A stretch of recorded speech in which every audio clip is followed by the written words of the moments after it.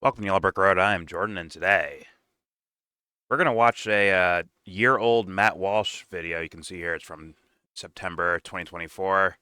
I saw a clip floating around of Ryan Grimm kind of scorching him on Haiti, just showcasing that Matt Walsh has no fucking clue what he's talking about.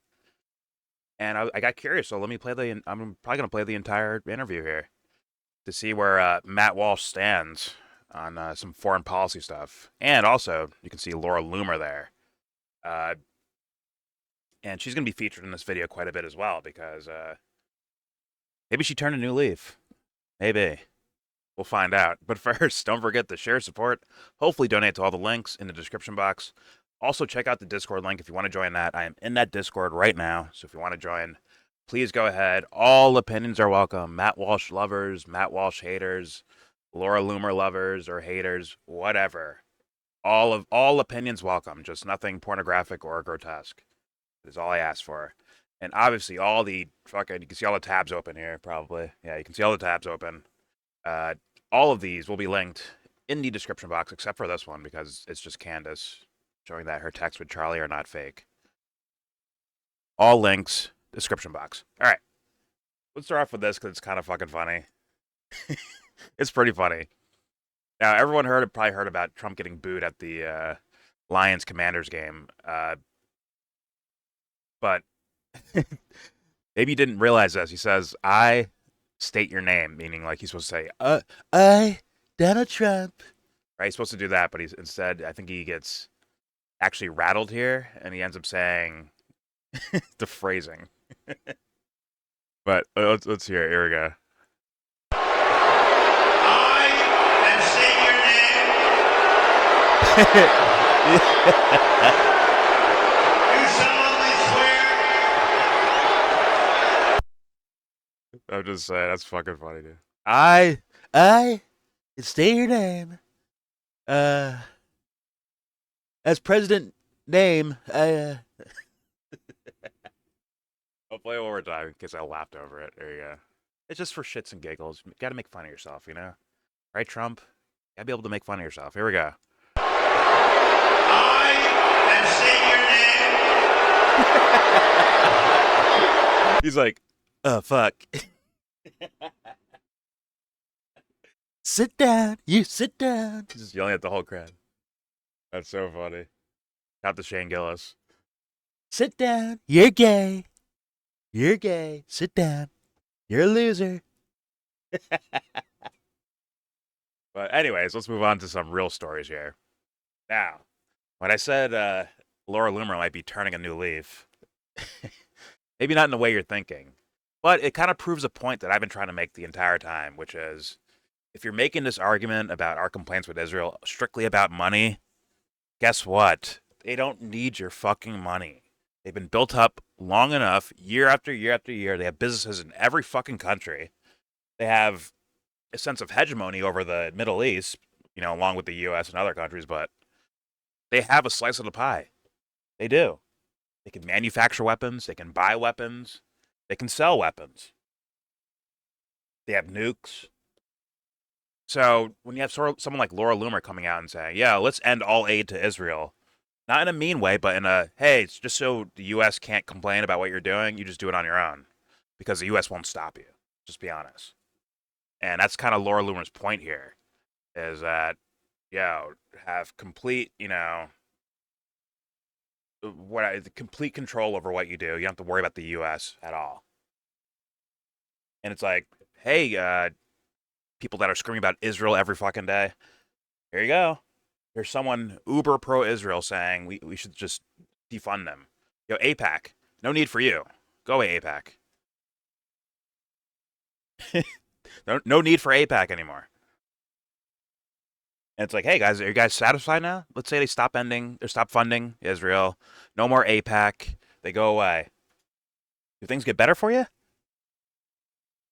If you hopefully lead with your conscience and you care about places like Gaza and the West Bank and anyone subjugated in any region of the world, are you satisfied because we stopped giving them money? I mean, good luck. But she's coming from it from a different perspective. I guess you should link arms in solidarity with Laura Loomer and say, "Hey guys, let's defund Israel. Let's do it." Like, and honestly, guys, let's be realistic. The Israel's bad meta right now, it's too prominent to where even this wouldn't be good enough. They'll turn it into something else to keep saying how bad Israel is. Most likely. That's my humble guess. And I think that's where Laura Loomer's logic is supposed to be leading towards. But she's doing it, in my opinion, a dishonest way. Versus me, where it's like, hey, isn't it about like anything immoral anywhere is a fucking problem? And we need to do investigation to see whoever is committing these crimes, whoever it is. And you have to go by individual, right? Hopefully people can see my ways in regards to that. I think it's pretty simple. It's pretty dumb guy logic, not a fucking complicated thing. But all right. So yeah, but if you are strictly about the money, link arms with Laura Loomer and say, hey guys, we need to defund Israel. Let's stop giving them money. And AIPAC. But also somewhere where you might have to agree with Laura Loomer again. How about this? Oh my God, the theatrics continue. The ISIS terrorist will be interviewed by Fox News tonight. Lipstick on a pig, jihadist in a suit. You know what they say. Okay. I've never heard anyone say that. Jihadist in a suit. But, yeah. The ex-ISIS, ex-Al-Qaeda, now president of Syria, al-Shara, or Jolani, is now getting not so much of a red carpet. I'd say, but he's getting like as far as the suits go and the big wigs go, in their world, it's a red carpet, and there's reasons for this, very dark reasons that I think people should have cared about already. But don't let Laura Loomer outflank you to realizing what the fuck this relationship means. If you take this as like Laura Loomer's calling for more, more war actions in regards to Syria, like she could be, but there is something just off with this guy being president of Syria, just based on all the actions and events that led to him being president. I would hope people would have a problem with that and not just see Laura Loomer disavowing the guy, so thus, oh, he must be a good guy then because Laura Loomer hates him. Don't get caught in that mental trap. I beg you not to. Because it's more than just Laura Loomer complaining about this guy. And by the way, when I was saying the kind of red carpet, it's kind of like you get invited to the White House, but you have to go through the back door. Pause. You have to like sneak you in around back. You don't get the, the rollout and hey, throw a parade for the guy. He has to go through the back rooms just to get into the White House to meet with Trump and all that stuff. But it's either way. What does he care? He's gonna reap the benefits as an individual for being the ruler of Syria, and the U.S. wants control over Syria, and he is a perfect dupe or complicit gangster in regards to this. But some people are keen to it, like Marjorie Taylor Greene. You can see she posted this picture of the notorious $10 million reward, where you've even heard Trump say, "Yeah, you're an expensive guy. He's pretty expensive. He's worth a lot of money." He was referring to the $10 million reward on his head. Blatantly a part of, once again, ISIS, Al Qaeda, but then reformed his image as a Syrian rebel, taking down the dictator regime of Bashar al-Assad, because he keeps gassing his own people, right? But here you can see Marjorie Taylor Greene up here complaining about this. The new leader of Syria is a former al-Qaeda terrorist wanted by our government, who is meeting with President Trump today at the White House on the U.S. Marines' 250th anniversary, which is just crazy. That shit is crazy, but this is a trend we're seeing with, character-wise, I wouldn't put it past someone like Biden or Harris or Obama to do such a thing. But I think they're a little bit more, or they try to be more clever and more discreet about their criminal actions. Trump was like, fuck it, just do it. I remember when the alleged victims of Jeffrey Epstein did their little press conference, and Trump's flying jets over their heads, like literally disrupting their fucking speeches, you know, for some like random Polish guy's brother or something, some sort of ceremony for them. I'm like, come on, son, come on, man, you did that on purpose, most likely. Uh, these loud screaming fucking jets over their press conference. But anyways, he rose to power in December 2024, as far as like Syrian president style thing, when uh, Assad ran to Moscow. Sanctions were lifted off Syria in June. We saw that. And many Christians and minority groups have been killed before and after sanctions were lifted. I mean, I hope this isn't serious. I hope she's just. I actually do hope she's more so leaning towards trying to get Americans to care about this. But in reality, it doesn't matter who the fuck they're killing. They're killing people. That's the problem itself. Right, guys? And not only are they killing people, they're killing people with the backing of the U.S. They are. This seemed to be a thing for the Trump administration. I remember Rubio coming out and saying, "Oh, well, I don't know how stable we can keep things in Syria," meaning like, and he's like leading in favor of Jolani. Like they want that guy to be the leader so that they can take advantage of the country, as you're going to see later. Uh, yeah, okay. Here's more Marjorie Taylor Greene appealing to Christians instead of appealing to conscience. Syria's the oldest. It's funny how the mouse move when I like conscience, like fucking mouse scrambles. Syria is the oldest home of Christianity outside of Israel. The Apostle Paul met Jesus on the road to Damascus. All right, I pray the persecution ends not only in Syria but all over the world. Okay. However, okay, she means Christian persecution. Should be like anyone being shit on, right? It's a problem, right? Marjorie Taylor Greene, anywhere. However, I would really like to see nonstop meetings, or what? However, I would really like to see nonstop meetings at the White House on domestic policy, not foreign policy, and foreign countries' leaders. Keep that in mind. You'll see a clip that's going to refer to this. Start by hauling in the health insurance companies, executives, and let's start formulating our Republican plan to save America from Obamacare and ACA tax credits that have skyrocketed the cost of health insurance. Okay. So typical political kind of shit to say. Me personally, and this is what I hope with Marjorie Taylor Greene. If you took the mask off, the political mask off, and like, yo, let it fly. What do you actually have to say? I would hope that she would scorch, like you're like literally this guy in the White House to run a foreign country, like as a foreign leader, and now he's an ally of ours. The whole reason we're in the Middle East in the first fucking place, we end up boosting the guy all the way up to president of a fucking country in the Middle East. I mean, it should break your brain. And I feel as though not enough Trumpers, MAGAs know or care about this, which is just incredible. Incredible. Now let's play this, where Marjorie Taylor Greene and her statements are mentioned here. Here we go. I passed a great, big, beautiful bill, which is the biggest tax cuts in the history of our country. So when somebody like Marjorie Taylor Greene, who's now catering to the other side, I don't know what, I guess she's, got some kind of vernacular, but I'm surprised at her. But when somebody like Marjorie goes over and starts making statements like that, it shows she doesn't know. And the statements he's referring to are the ones we saw there of, maybe we should focus on our own country instead of doing all this foreign policy stuff. And Trump's basically saying, shut the fuck up. Shut up. As he would do with anyone else that gets in the way of, once again, these are not even his policies, honestly. It's the apparatus. The intelligence agencies, the federal agencies, the government agencies, it's their agenda of hegemony over areas of the world.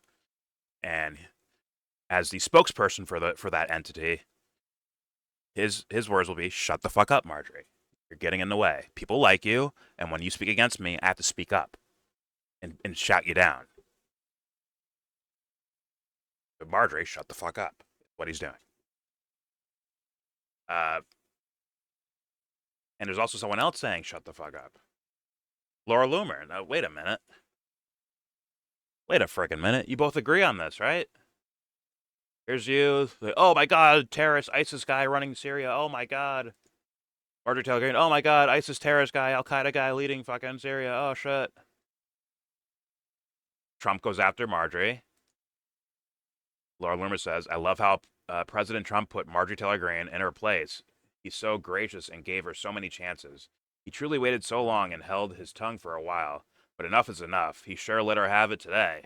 Imagine calling yourself MAGA and then going on CNN to trash Trump. Like, well, as far as on paper, Laura, who's doing this policy? Who's rolling out a carpet for this guy that you call ISIS? Who's making the phone calls with Fox News like, hey guys, treat him good? Who's doing that? These people played a game, but it's like a really stupid game. It's very obvious to see through. But, you know, let's keep it moving. And obviously, I just wanted to bring up this point, which was this is mainly about the IMF, International Monetary Fund, which is basically what they do with that. And this is Giuliani walking into the building to probably sign some papers to put its entire country in debt for ever. On paper, they want it forever. Let's be honest. They want all these countries to be subservient to Western countries, Western powers, rich people, corporations. They want them subservient. And this is Giuliani, the ISIS fucking guy they hired to be the president of Syria. And they hired him because he's going to follow orders. And one of his orders is to put your country in such amount of debt that they will always owe the IMF money, which means they'll always owe the U.S. and other countries money for the rest of their existence. Which means they can't complain about things. They can't do this. They can't do that. They can't they can't gather up resources for their own country. They have to actually be selling it at premium prices. At cheap prices to other places, just to get business going, so they can slowly try to pay back a debt that they can't actually pay back. And we've seen this up and down Africa. Like, that is the standard in Africa. It's the standard in South America. It's the standard in anywhere but the fucking U.S. apparently, and Western countries and shit like that. Maybe like Saudi Arabia. I'm sure they're fine too. But it's a way to hold the country hostage so that even if this guy, slips on a banana peel and cracks his head open and dies, the thing is the debt is still there. Thus, even if there's a well-meaning president that comes in, rises to power in Syria without war, right, just gets voted in somehow, right, and they vote in this altruistic, fucking well-meaning, anti-violent, anti-war president, he becomes the president of Syria, he will still be hamstringed by the debt that the Al Qaeda guy signed into their country's, life. It really is handcuffs. And from what I've seen, I haven't heard anyone fucking being able to pay it back. I mean, how else do you rob a resource-rich Africa year in, year out? I'm sure people will say, oh, low IQs, as like someone like Nick Fuentes might say, right? Oh, they have low IQs, that's why. Meanwhile, Nigerians come over here and become doctors, nurses, and actually have some of the leading scores, academic scores, of all immigrants coming into the country. Now, people typically say Asians, but actually Nigerians are way up there. But either way, like, right, there's intelligent people everywhere in the world. And if you give them a chance to, and they're well-meaning behind it, and they're intelligent, and they can find a way to get their country to where it's like a self-sufficient, well-run machine, you know what I'm saying? That's possible, but not when you have, fucking massive debt, and you have to pay all these motherfuckers back. And the only way to pay them back is like, hey, come on in and take our resources for cheap. Come in, take our diamonds. Come in, take our oil. Come in, take our lithium for cheap. And this is how typically how they do it. Now, if someone says, fuck your IMF loan, I ain't paying that shit, bitch. It ain't fair, so I ain't paying it. I'm going to team up with, whatever country, China and Russia, because they're nicer to us, right? That's when John Perkins' economic hitman shit happens. Where all of a sudden the U.S. like, oh my God, there's so many Christians being killed in Nigeria. I mean, there's Christians dying all over the world, but there's a reason why they point out particular countries. Yeah. Nigeria's getting uppity over there. We need to shut them down. Maybe they need regime change over there, huh? We will designate, they'll pick a random person that they schooled, funded, built up in some other country, send them back into Nigeria, name them the president of Nigeria, and slowly but surely try to take the country over. That is Venezuela to a T, by the way. Is what they're attempting to do with Venezuela. And the same can happen with any of these other resource-rich countries. But yeah. Either way, these will be linked in the description box for you to look at on your own, read through yourself, and then hopefully go down a rabbit hole and maybe look further into it. Especially, once again, I know I harp too much on the MAGA people, but and it's no offense to you guys, like it just sounds like, on average, like it just feels like you guys are well behind when it comes to foreign policy, just well behind, because you bought into something stupid. If you were riding with Trump and not paying attention to his actual foreign policy. And I mean, like, during his first term, he's doing all these horrendous foreign policy things. He bombed Syria twice, remember that, right? And subjugated them and funded guys like Giuliani in Syria to take over the fucking country, to destabilize it, right? Or even listen to guys like Steve Bannon, who will omit information about foreign policy or just lie to you about it, right? He omitted the "we're about to bomb Iran" shit when he clearly knew, right? Let's be honest, he fucking knew. But he kept it quiet. Why? Because that's my president. That's why. Let's get him to run again in 2028. And I understand, because you guys thought these people were anti-intervention. You know, I won't say anti-war. I'll say anti-intervention. Right? No more dumb, useless wars. Right? You probably believed that. So thus, you didn't pay attention to the foreign policy because you already just believed that they were stopping wars. But in reality, they weren't. They're kickstarting things. They were continuing things. Same old agenda, new face. And it's unfortunate you fell for that, but now's the time, like, okay, now you gotta, like, this one's the IQ test of IQ tests. The guy that had the fucking $10 million bounty on his head is now the president of Syria, and your government, led by Trump, you know, on the surface at least, is celebrating that.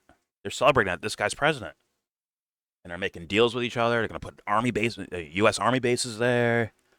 They're going to sell them weapons and, you know, help fund them, but also put them in massive debt so that they can never recover. Right? Actually, let me show this, because that's actually an interesting point here. And where is it? Like, for over a decade, Syria has survived under sanctions, isolation, and war by relying on state control with some Russian backing and limited trade with Iran and China. Meaning, like, even with all the pressure put on by the U.S., they were still surviving somehow. And now, when the U.S. is being cool with them, being nice to them, and taking off sanctions of them, now they sign an IMF loan? You would think they'd be fucking thriving now. That's not the point, to thrive. They don't care about the Syrian fucking people. They care about massive debt in perpetuity. It's like, actually fits perfectly with the the 50-year mortgage loans and all that shit that Trump wants to do, where you're basically paying for your house forever and ever. And then I'm sure the fucking, like, once you pass away and your kids take over the house, they're going to be paying too, because of interest. The interest will compile, and it's almost like you're paying for 3 of your own house. That's not even counting fucking property values changing and what's happening to your neighborhoods, your schools, whatever the fuck that affects your pricing of your house. Like, it's just on it. Like, it's fucking you. All different directions, you're getting fucked. Absolutely incredible. But yeah, MAGA people, please step your game up, bro. On foreign policy especially. You could say, I don't want to interfere in any country. I want to just, like, get away from this shit. Awesome, but you have to realize things like this exist. I mean, there's Syrians that know this. They know that the IMF and the U.S. connections with the IMF, and that you're putting this country in debt with a terrorist fucking leader, or, you know, ex-terrorist, if you will, leader. They know that that's happening. You don't expect them, they're gonna, like, someone might try to do something one day. whether it's in their minds revolution or revenge or something like that, your problems don't go away because you okay, we're not going to bomb this country anymore, so our problems are gone. No. And when that day happens, when someone does fire back at the U.S., whatever new generation is there, they're gonna be like, "What the fuck, dude? We didn't do nothing to you." Like, yeah, they did. You have to be aware of that. But either way, let's just move on. It's sad because I don't feel as enough Trump fans are gonna like figure that out. I don't think guys like Nick Fuentes are gonna harp on it as harshly as he probably should. I hope he does, but I don't know if he's gonna actually do that. But either way, let's move on to a video from a year ago from Breaking Points. And this is less so to I know it's from a year ago, so it's not breaking news, but it's more of like, I want to hear this guy more in long form where he has to confront ideas like foreign policy and shit like that. But here we go. I didn't watch really any. I saw like a small portion of this, a clip, but if it's something stupid, I'll try to skip past or I'll just find the clip and play that for you, just to showcase the how lacking Matt Walsh is, but for some reason boosted up as a kind of a hero or a leader. Crazy, huh? Anyways, here we go. We are joined now by Matt Walsh, who is out with a new movie called Am I Racist? That's is loud. In theaters around the country. Matt obviously hosts his eponymous show with the Daily Wire. Matt, thank you for joining us. Thanks for having me. Of course. Yeah, now the movie's doing pretty well. One of the, I don't know if it was a coincidence or fate, whatever it was, as it happened, when your movie was released last week, everyone was debating whether a very particular post on social media was racist. So we thought we would play a little game of was it racist with Laura Loomer's infamous curry tweet. If Kamala Harris wins, the White House will smell like curry and White House speeches will be facilitated by a call center. And the American people will only be able to convey their feedback through a customer satisfaction survey at the end of the call that nobody will understand. One of the interesting things about your movie, which I really enjoyed, Ryan might have something to add on that, we might disagree on it, I really enjoyed it, is getting to the movie was dog shit and wasn't actually about finding wisdom in regards to race relations. It was to sell ideas and narratives, which documentary standards already makes it dog shit. Right? If you ever seen some of Michael Moore's documentaries, especially Bowling for Columbine, where he deceptively shoots certain scenes and yada yada yada, right, to make it look like his narrative is correct. Right? I think there's a notorious scene where he goes into a bank and he opens a bank account, and they just hand him a gun, right? And it's like, all right, it's kind of comical, but that's not how they actually do it.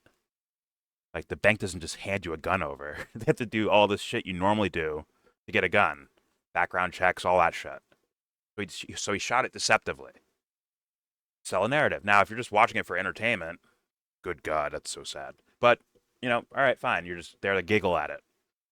But if you're there for information and wisdom on anything, I say avoid Matt Walsh and Michael Moore, to be honest with you.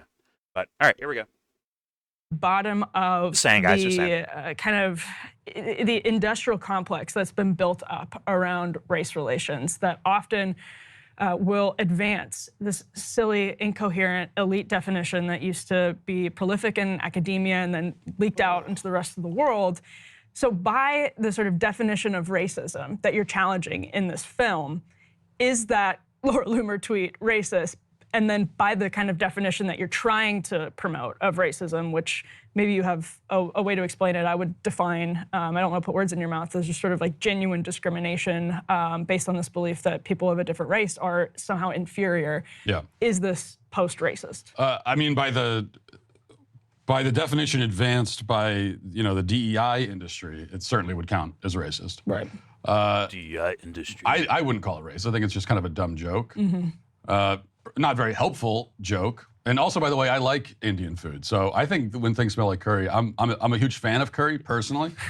So I don't see that as an insult. But look, someone engaging in stereotypes, it might be insensitive, it might be unhelpful politically, but it's not necessarily racist. In fact, I would say it's often not racist because do you have a fake deep voice?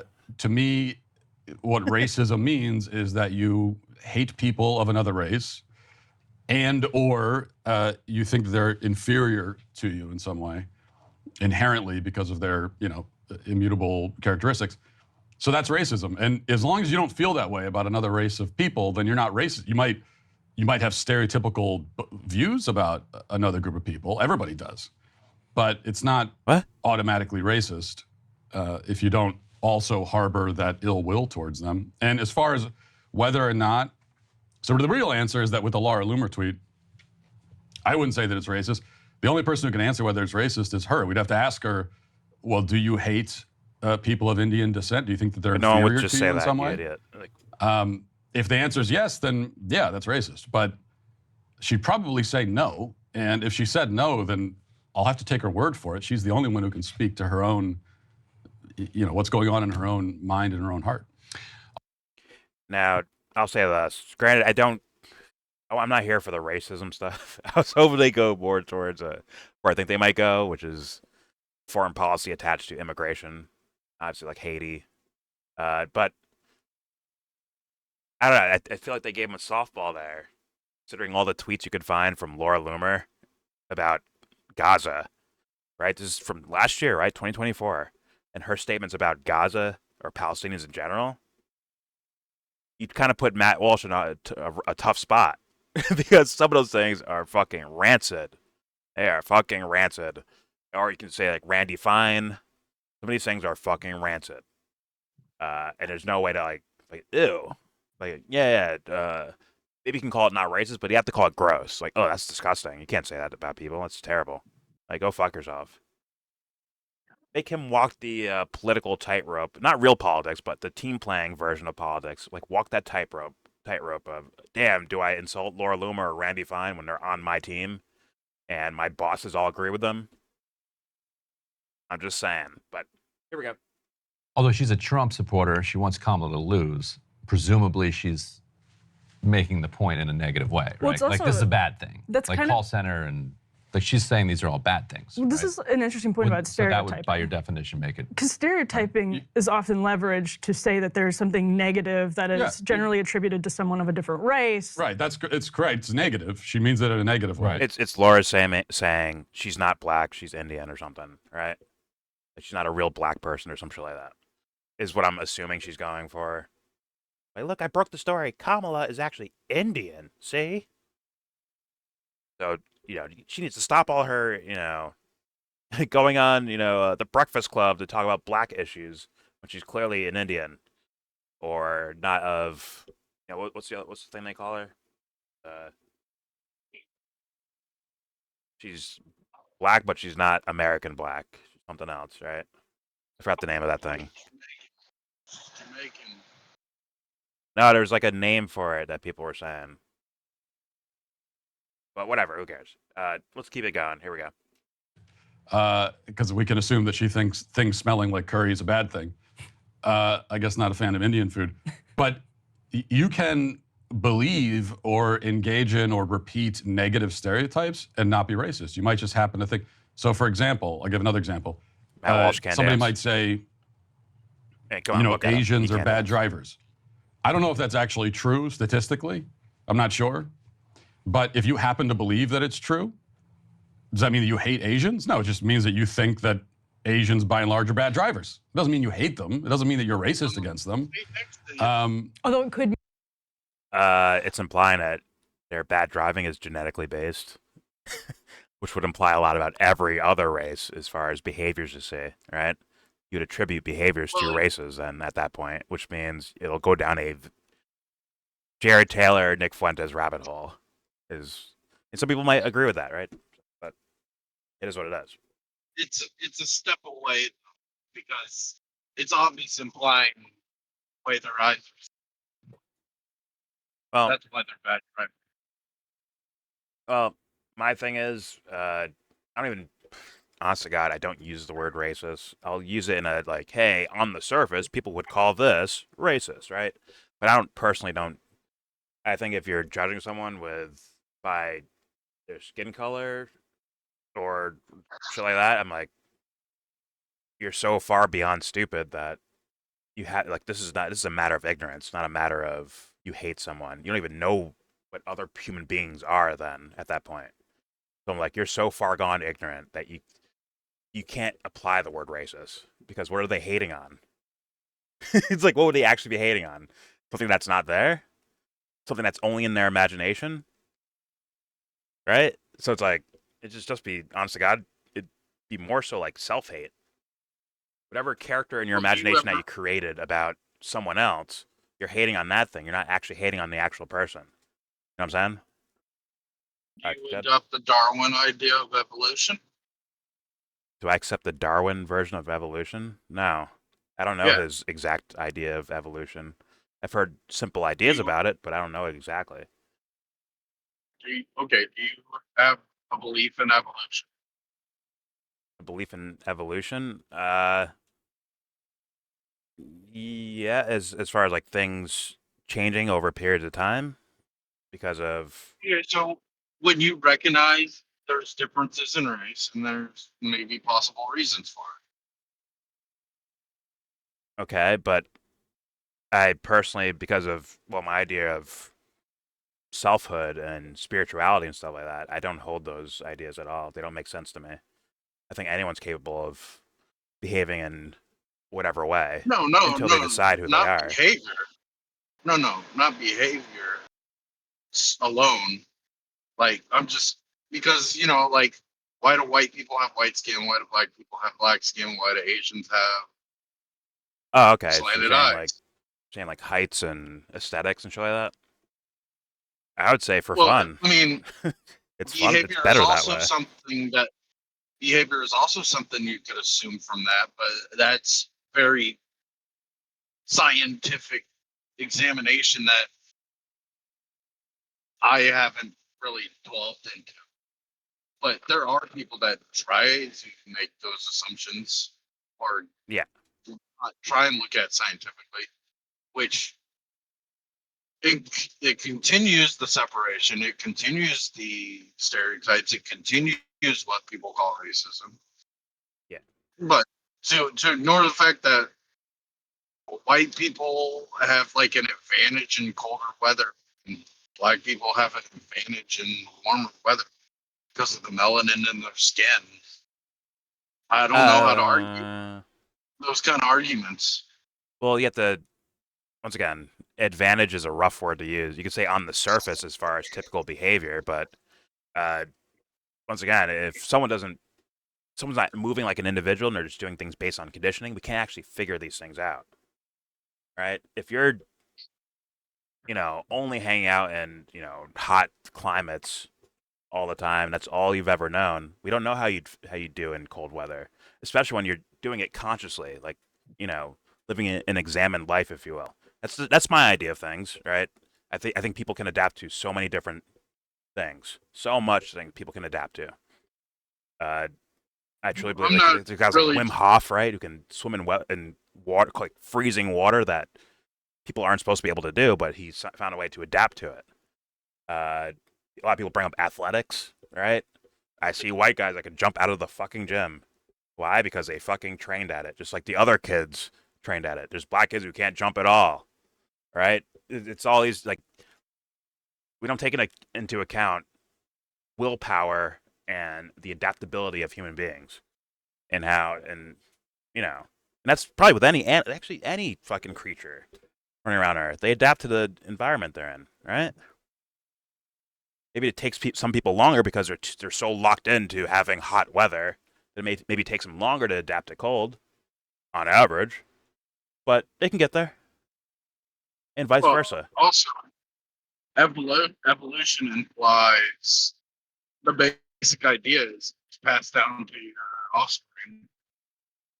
Yeah, but there's also So epigenetics. that There's also question is there. there's epigenetics. There's Rupert Sheldrake's morphic resonance, right? Where just someone's like, not saying this is true or not, but he does do testing on it to find out like why is this phenomenon happening? Meaning like something like, oh, you're a dad, right? Let's say a dad is a first generation, I don't know, fighter pilot, right? His dad didn't do it. His granddad didn't do it. It's all the way down, and obviously there wasn't planes at a certain point in time, right? But let's say that guy's the first one doing fighter pilot shit. According to an inkling of Rupert Sheldrake's morphic resonance, maybe that kid that person's kid could somewhat adapt quickly to being a fighter pilot himself because of what his dad did. And that was just in one lifetime, right? So I'm just saying, I just leave room for possibilities, and I understand the idea of like physical features, but I don't necessarily associate that with behavior.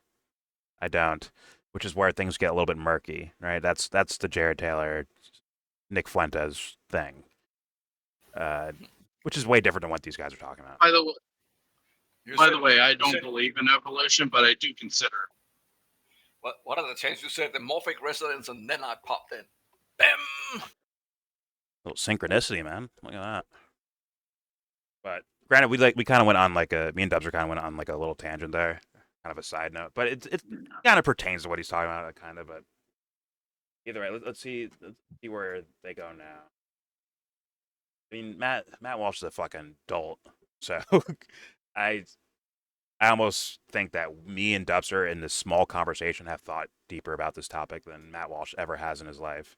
But right, and like you said, he wouldn't touch what Laura Loomer said about Gaza. Yeah. All right. Here we go. You're bad drivers. Lord. It doesn't mean you hate them. It doesn't mean that you're racist against them. Don't curse, all Although right? it could mean that you think there's like an intellectual inferiority. What'd you say? I said, he said Laura Loomer, and I said, don't curse, please. Fair enough. He's a crazy one, but all right, here we go. Asians? No, it just means that you think that Asians, by and large, are bad drivers. It doesn't mean you hate them. It doesn't mean that you're racist against them. Although it could mean that you think there's like an intellectual inferiority, or it can mean you think there's a cultural reason that they're bad at driving in Western countries. Yeah, it could be. I mean, and no one thinks that Asians are intellectually inferior. I think everybody understands that that's one of the other, because stereotypes can be positive too. Another stereotype is that they're very good at math and science and that sort of thing. So, there are generalizations you can make about groups of people that can be largely true. And, I'm not sure I've ever heard a stereotype where I thought to myself, well, that bears no resemblance to reality. I don't know, unless one of you could think. I've never heard a stereotype where I said, I don't even know where that comes from. That's just falling out of the sky. Usually stereotypes arise because, society has observed things about groups of people, and they can be negative, they can be positive, but I don't see them as inherently racist. No, we have a clip from the film that I we would want go, to it's roll funny. here. Let's go ahead and play this. This is from the dinner scene. Matt, you've probably seen this 100 times by now, but A few times. let's take a watch. I used to be a white woman, an unsuccessful one, for many decades, and it was a miserable experience. And really, the hatred of yourselves and each other is like the not seeing your power, the being afraid. Like, all you do is talk shit about each other, talk shit about yourself. Oh my God, I'm so fat. That's all they do. I'm telling you, these white women. But that's it. It's I'm so fat, I'm so stupid, I'm blah blah blah. Sorry. Okay, but that's like random chicks like shit talking. Like I would want to hear their actual thesis, right? Not just casual shit talking. Who knows if she said that because she believes it, or who knows if she said it because she wants to make the room laugh, or she wants social brownie points for saying something. Like, you have to actually investigate that, right? But No. She's 100% correct. White women are just bitches. okay. Here we go. Shout out to Dubster's mom, who would smack you for saying that. But all right, here we go. She bitch. He would smack the shit out of you, and you know it. All right, here we go.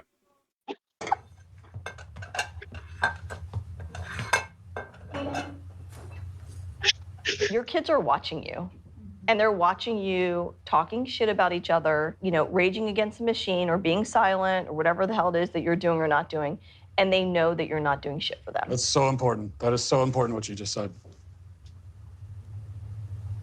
It's really important.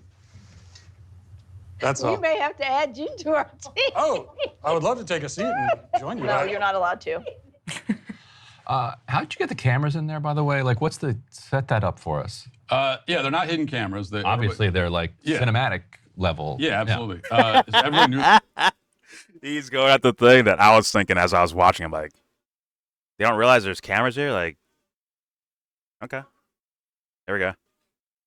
Let's see if he pushes him on that shit. Because I can tell you right now, Ryan Grimm is not buying this guy's shit. He's like, I'm here to wreck your shit. Finally, you came out of your cage. Now you entered the arena. Time to get wrecked. There we go. How'd you get the cameras in there, by the way? Like, set that up for us? Yeah, they're not hidden cameras. Obviously, they're like cinematic level. Yeah, absolutely. Everybody knew they were being. Everybody's mic'd up. And everybody's mic'd. Everybody knew they were being filmed, and they thought they were being filmed for a documentary about anti-racism, which they were, because that is what we made. True. So that's what we told people. We're making a documentary on anti-racism. And did they know you were involved in it? Probably not. Probably not. So they're like this. So this waiter. But they had they had to sign contracts for that, right? And there's no things about Daily Wire, no things about. Did you lie about the company that was filming it? Like what? Right? Because people usually sign contracts before they fucking just film me doing something as part of a documentary. They want to know how they're going to be presented, right? That's why it just comes off as very bizarre. Like either those women are just dumb as rocks, or something else happened there. Let's hit play. Here we go. Probably not. Probably not. So they're like this. So this waiter, like they didn't know that the waiter was part of the film. No, they didn't. They didn't. But they knew you had to be mic'd up because everybody in the kitchen and everywhere else had signed the thing. Is that how that works? I don't. Right, good. He's using simple ass things you understand about filmmaking, like very simple things, and he's wrecking his show. That so like they were cool with the waiter who's stumbling around, dropping plates and all that shit, like saying weird things, asking weird questions. Like they know you're mic'd up. Like why would they? You would think like the waiter would just be some sort of like, okay, sign a contract, you're gonna be on film, but you're not gonna take part in this. You're going to be watching from the sidelines, essentially. You're going to bring them food and then walk away. In fact, we might cut you out when you bring them food, right? That'd be the normal sense of what someone would think if they're doing like a scene like that, regardless if it's a movie or documentary or whatever the fuck, right? So it's like, that's just extremely bizarre. And it's very funny because I was saying these things as we were watching. I'm like, yeah, what is this? This screams like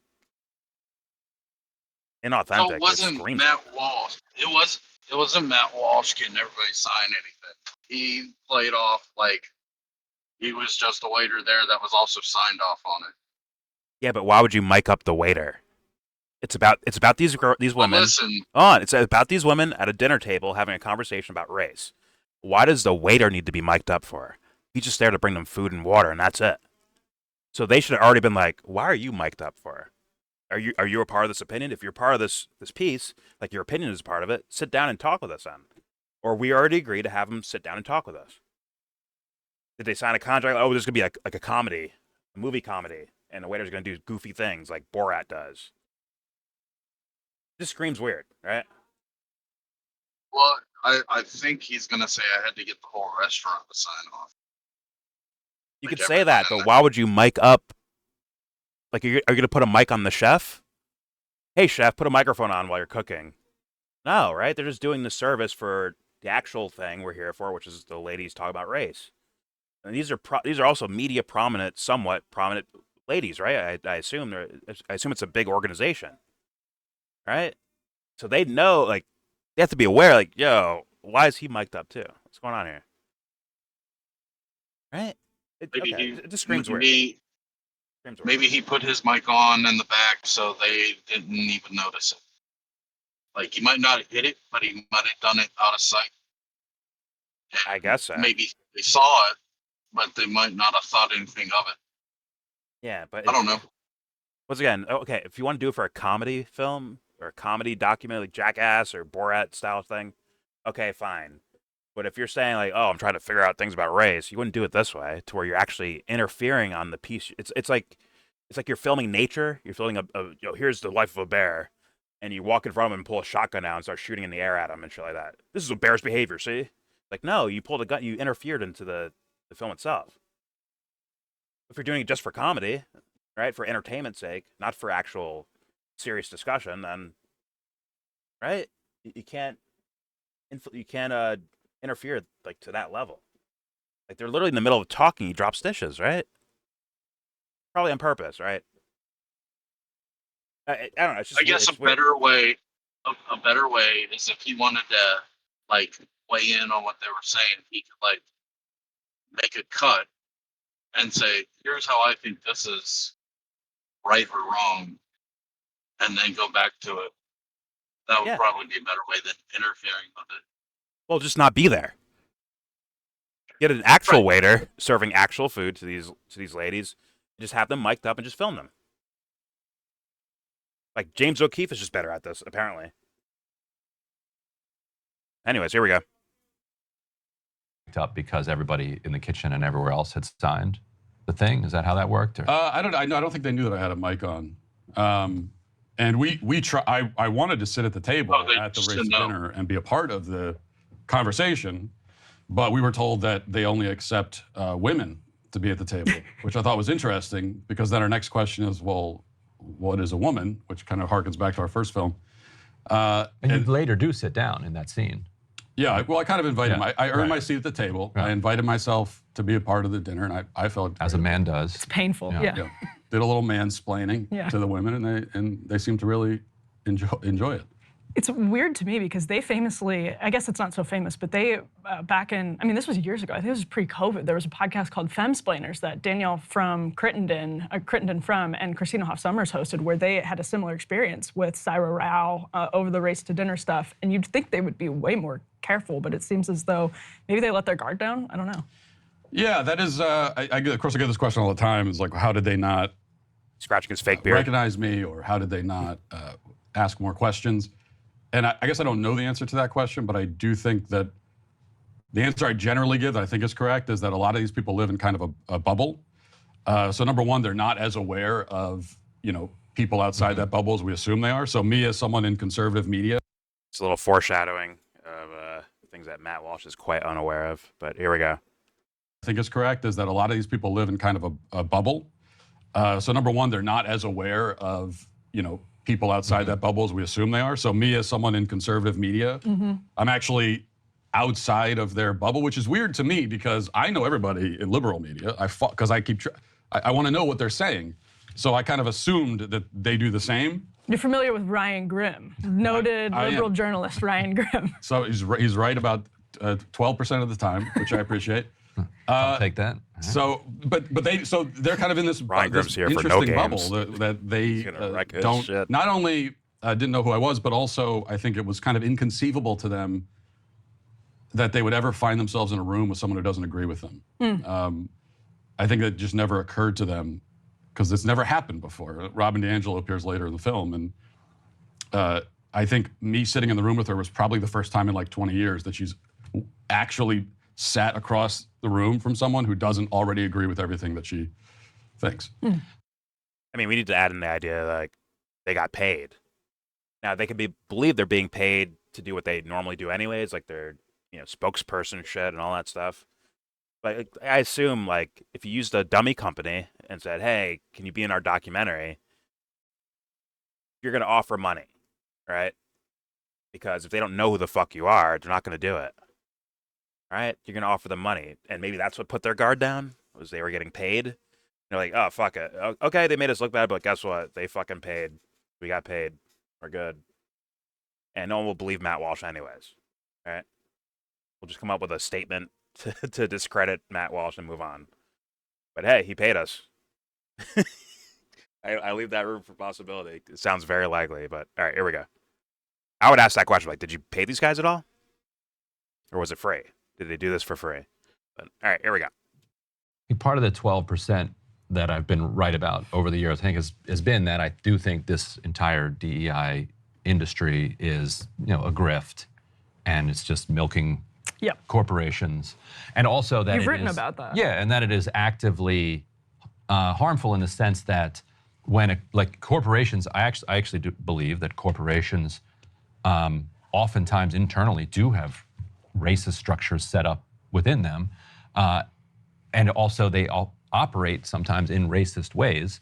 And when they get sued for that, and they're facing the consequences of that, one of the things that they do is they hire these DEI consultants. Right. And say, well, you can't come after us, actually. How could we possibly be racist? Like, we spent this money to bring these consultants in. Very simple. And the consultants then are cover for their more systemic racism to be allowed to continue without being interrogated. What it does is it turns the interrogation inward, where you say, well, these structures and these corporations can't be challenged. What we really need to do is look inside and find our own racism. And because we're all born with it or whatever, it's just inculcated in us. None of us are then responsible for it. And so therefore, we're not responsible for actually changing anything on a system-wide basis. But I'm curious as. It's an interesting take. I think there's a decent amount wrong there, and some things that are right, which is I think it's a fucking fraud for sure. Like, it's fraudulent. It's not for real. They don't actually care about your race or what ethnicity, whatever the fuck. They don't actually care about that. It's just, hey, we are maybe safe from legal shit. You know, it's basically just expanding HR to give it more powers, essentially, right? But meanwhile, like, you just want to keep the machine churning, essentially. And actually, I think the counter to DEI is also a farce. I think the Matt Walshes, the Donald Trumps of the world, and their policies towards those things are also bullshit things to get other things moving, get other machines churning, if you will. I don't think it's legit. I don't think it's authentic. I think it's a grift as well. Right, go ahead, Dubster. Well, it makes the employees of the companies like confused too. On like, well, wait, I can't complain to HR, or I must complain to HR. Well, are they on my side on this, or are they against me on this? Should this even be mentioned, or should I scream it from the rooftops? Then you're sitting there for 4 weeks on one issue. And fucking think, should I do anything about it before you realize, like, the second you do, you're the one in trouble for fucking telling on the issue. It makes it fucking insane in the corporation. Which that's probably beneficial to the corporation too, because that means they could openly fire anybody, and they got the perfect excuse. And it doesn't hurt them. It doesn't hurt them to fire random Bob the engineer. They can just replace him. Right. If it was an issue between Bob and Susie over one of these DEI topics, and then I fire Bob, and then later I think about it, I was like, you know what? Susie or whatever, she's been slowing down on production anyway. Well, we just turn it around. Bob's already gone, and just say, you know what? You were actually the one in the wrong. Now you go. Boom. Pretty simple. For like corrupt, and I'm not saying that's every person's thoughts. I'm just saying there's plenty of room for that shit to happen. Plenty of room. There's plenty of fucking hawks waiting on, or vultures waiting on the outside of the building, looking for Bobs that got fired, regardless of what they did, just to boost their own name through Bob's experience. Thus, I see just grifts on both sides of this shit. But then there's like people with genuine concerns about things. Not saying I agree. Once again, I've said my ideas about racism or whatever, but there are things where people, like, they feel something and they believe something. They actually, like, go through the process of like, okay, what are you saying? Let me hear you out. And that's on both sides as well. It's not going to be the millionaire content creators. It's going to be regular people. They're like, hey, man, I keep getting called racist. What the fuck? That guy probably has a point. But it gets skipped past and lumped into the group of culture warrior, right? And Matt Walsh will be your spokesperson today. Please take your seat. Matt Walsh will be your spokesperson today. Would you like some water? And the same happens on the other side, right? But, all right. Let's continue. Here we go. Somebody who like spent so much time within this grift of a system, like, what was your take on these folks? Like, do they believe what they're saying, or have they found like a consultancy that is D'Angelo's good, that they're able to make money on, and they're kind of now locked into it? Yeah, it's well. The short answer is I don't know exactly if they believe what they say, but it strikes me that they probably don't believe much of it, especially the parts of it that are so absurd on their face. But there's a lot of money in it, as we discovered making the film, and then of course there's a lot of power and influence, and also But then there's regular people. there's the. It must feel very, very good for them to be consulted as these kind of moral experts, and so that's what they get out of it. So it's actually not very complicated. That's why they're in this, because money, power, influence. Right? It's a tale as old as time. Now, on the other hand, you've got that's like the Robin DiAngelos of the world, selling the books, making millions of dollars. But then you've got the people that are actually buying the books and who are going to the race to dinner and going to these seminars that we kind of crashed for our film. They're a more interesting case because they're not getting any money out of it. They're spending money, and they're not getting power influence out of it. So for them, I think part of it's like a virtue signal. They want to be able to tell their friends that, hey, I went to race to dinner and it was so life-changing. But then most of it for those people is that I think they actually do believe it. It is speaking to something. There's like something going on inside them. I don't know if it's just like a kind of guilt or something that they carry around. And a lot of them are secular, they don't have religion, and so this becomes kind of like a replacement for religion. I don't know if that's part of it. I think it's probably part of it. Yeah, I feel like those people have kind of correctly identified that they were raised in a society that still does have racism as part of it. And as I think any it's multicultural society always will. Yeah, Well, it's their way of kind of trying to confront it. I think it's ill thought out, but I understand where they're coming from. But which is what I think you would be supposed to be doing. You lead with empathy, I would hope. And yeah, they could be absolutely wrong with their assessment of things, but the fact that they're genuinely trying versus someone who's just robbing money from people, right? Someone who's like genuinely trying to understand like what the fuck is going wrong in the world, or whatever, or why do I have certain thoughts, or whatever the fuck their idea is, right? Like, I don't think Matt Walsh would think to try to bridge that gap. Like, hey guys, you're not a piece of shit. Just like, let's talk about this, about whatever, openly. I'm not sure his film was attempting to figure that out. I don't think he personally tries to attempt to figure that out. I think he uses it as a political football to make money off of and to gain influence from. Just saying. But all right. And it happens the other way around as well, right? No genuine concern for someone's like, yo, I'm not a fucking racist. Why you keep calling me a racist? Like, genuinely not that. And they eat enough shit to where they end up maybe joining a Matt Walsh, or they just suffer from people talking down to them as like they're the worst person on planet Earth. No real conversation happening, no real leading with empathy. And as usual, two towers of dumb fuckery lob bombs at each other. They miss, and it hit everyone standing in the crowd in between. Over and over and over again. You can do it on multiple topics. Why the whole divide thing can be such a problem, and the whole team playing thing, I think, is the worst infraction of anything. If you genuinely believe like someone's like full of shit, fine. But if you just turn your brain off and join a team and say, this is my team now, I will fight and I will ride with them for no matter what, pause. Like, that is such a dangerous thing in regards in the world of politics to me. But all right, here we go.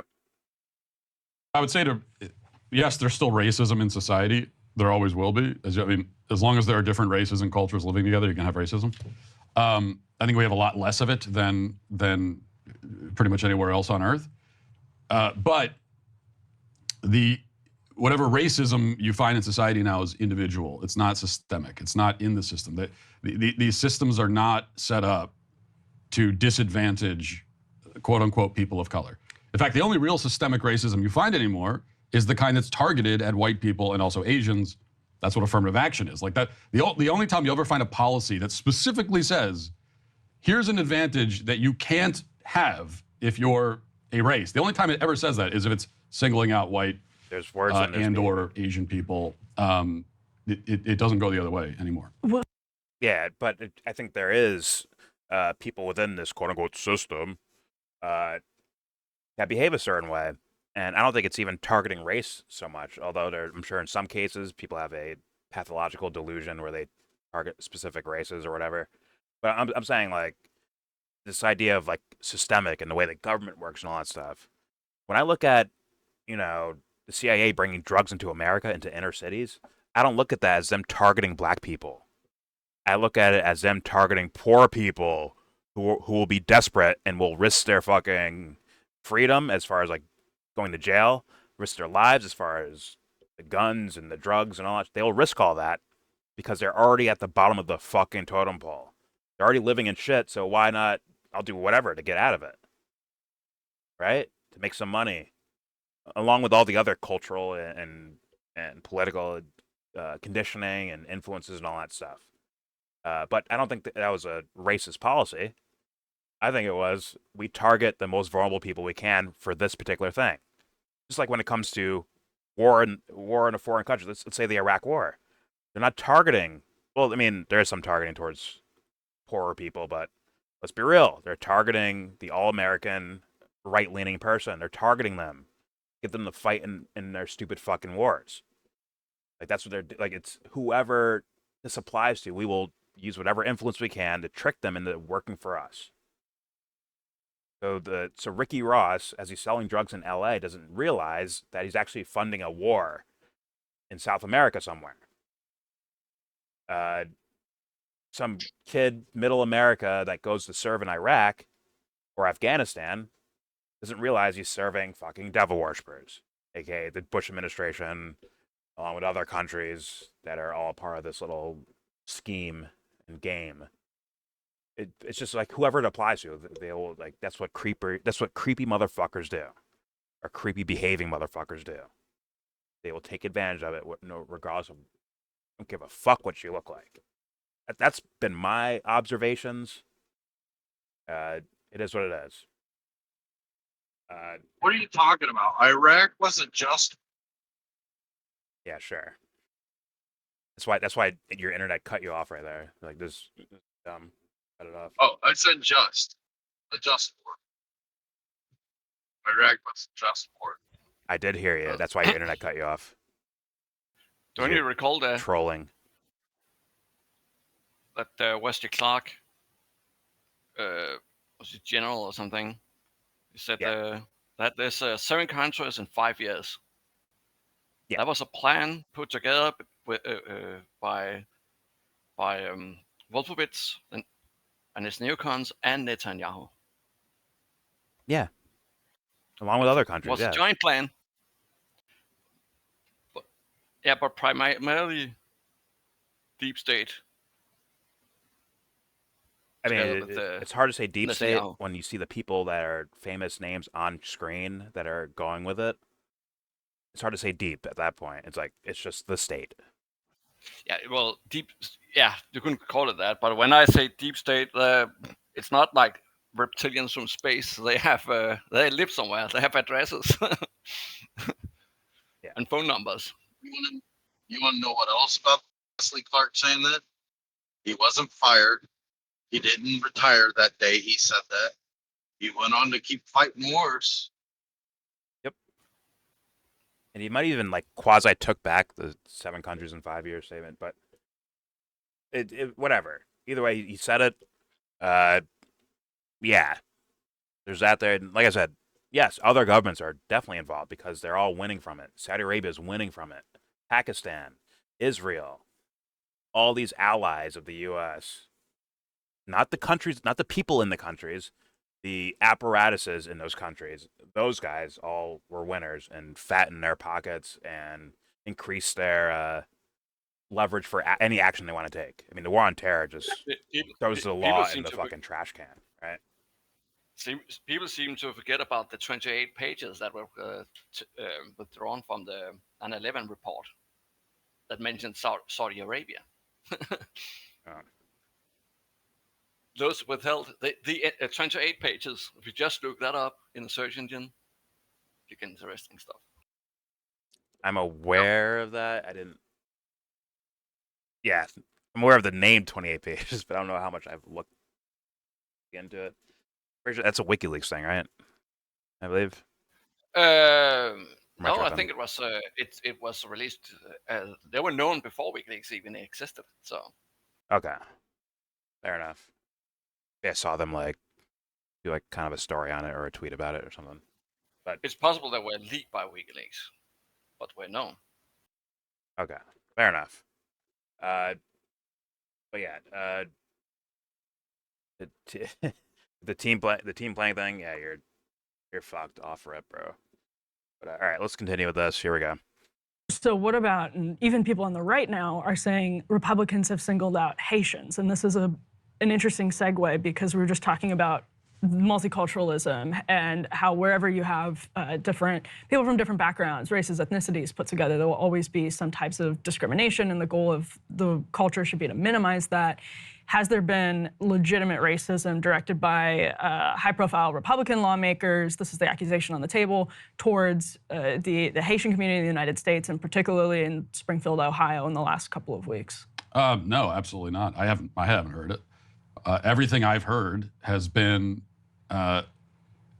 critical of the fact that we're importing, thousands of people from the third world who are coming into communities. And look, America, nobody thinks that it will benefit America to become more like Haiti. Nobody thinks that.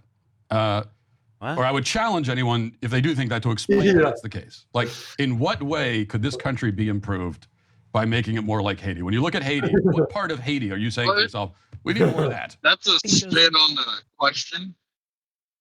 I guess he's saying culturally, but he's also kind of, in a way, saying culturally they're inferior. And infrastructure, not even culture. But he's going to find out very quickly from Ryan Grimm the amount of U.S.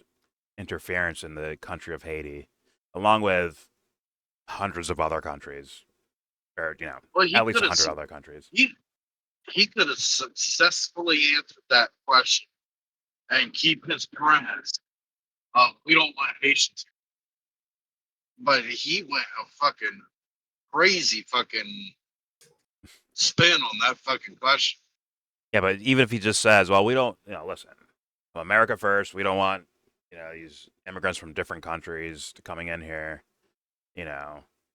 or whatever, right? You could say that. But either way, Ryan Grimm's going to bring up, but you're interfering in their countries, so we need to stop that, right? How do you suggest we stop that, Matt Walsh? Because Matt Walsh, let's be honest, is probably extremely ignorant of these things. He probably has no idea what the fuck we do in South America. Or he does, and he's lying about it, and he pretends that he has some sort of nuanced stance on illegal immigration. But let's be honest, he might not know. And it's like, and I told people this, hey guys, if you guys are getting your information from these motherfuckers, you're setting yourself up for ruin, because one day you're gonna run into someone, unless you stay in your bubble. You leave your bubble and start talking to other people, someone's gonna wreck your shit. It's gonna be embarrassing, and you're gonna feel bad about it. Although it will be necessary, though. It will be necessary. And Matt Walsh might be having his moment. But don't worry, this is a year ago, right? Matt Walsh, in 2025, Matt Walsh is a completely different person. He's thought about all of it. He's, he's a new man, He totally wouldn't just, get, have information brought to his fucking face. And, but wait a minute, I need to rethink about this stuff. That's what real men do, right? Real men oh, wait, maybe I got this wrong. Let me think about this. Right? Of course that's exactly what Matt Walsh did, obviously. So let's continue. Here we go. Well, we have more beaches than them too, right? Don't we? Right. We're a much bigger country. We don't want a marine invasion and occupation of the United States that constantly decapitates governments and takes the money out of the country. And saddles us with we don't want the Clintons debt either. from a revolution. Yeah, right. Although I don't. So you're saying that we wouldn't want to be basically a colony that the entire West spends 200 years punishing after the Haitian Revolution. I get that. I understand that, but also at a certain we wouldn't want that. No, yes, we wouldn't want that. But I would also say that that's not entirely why Haiti's in the position that it's in. I mean, at a certain point, as a country, you have to stand on your own 2 feet and take care of yourself. And, but at what point is that? You have to take. He just said of the subjugation of Western powers in Haiti. It's pretty fucking obvious too. And yes, they do keep. Let's say to people like, all right, this guy will be our savior, even though I would disagree with anyone being your savior. But let's say the country of Haiti does that. This guy, this Aristide guy, this president will save us all, right? And the U.S. is like, we don't like his policies. We're gonna get rid of him. How do you even get started when you can't even pick your own leaders?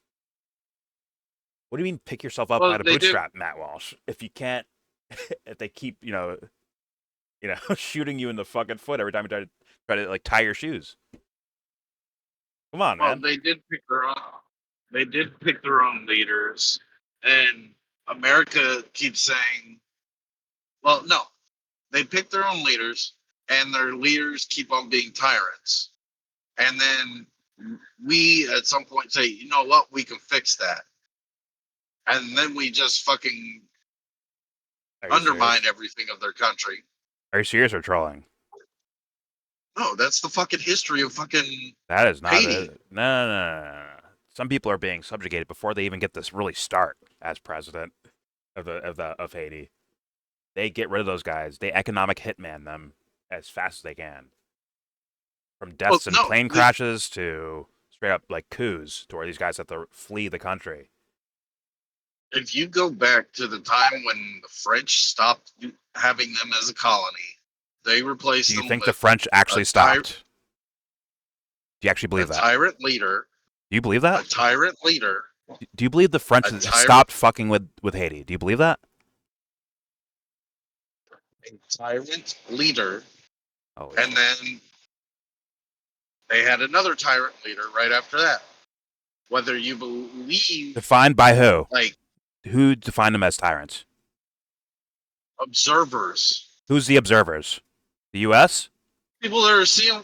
No, like the fucking history books, dude. You can look at it yourself. You can debate it yourself if it's a tyrant or not. Holy fuck. You can actually look into the history and decide for yourself, do you think this was a tyrant? And then I can ask the question, who wrote the history books? But go ahead. Usually, when the European powers leave their colonies, they put a force in place, a puppet dictator.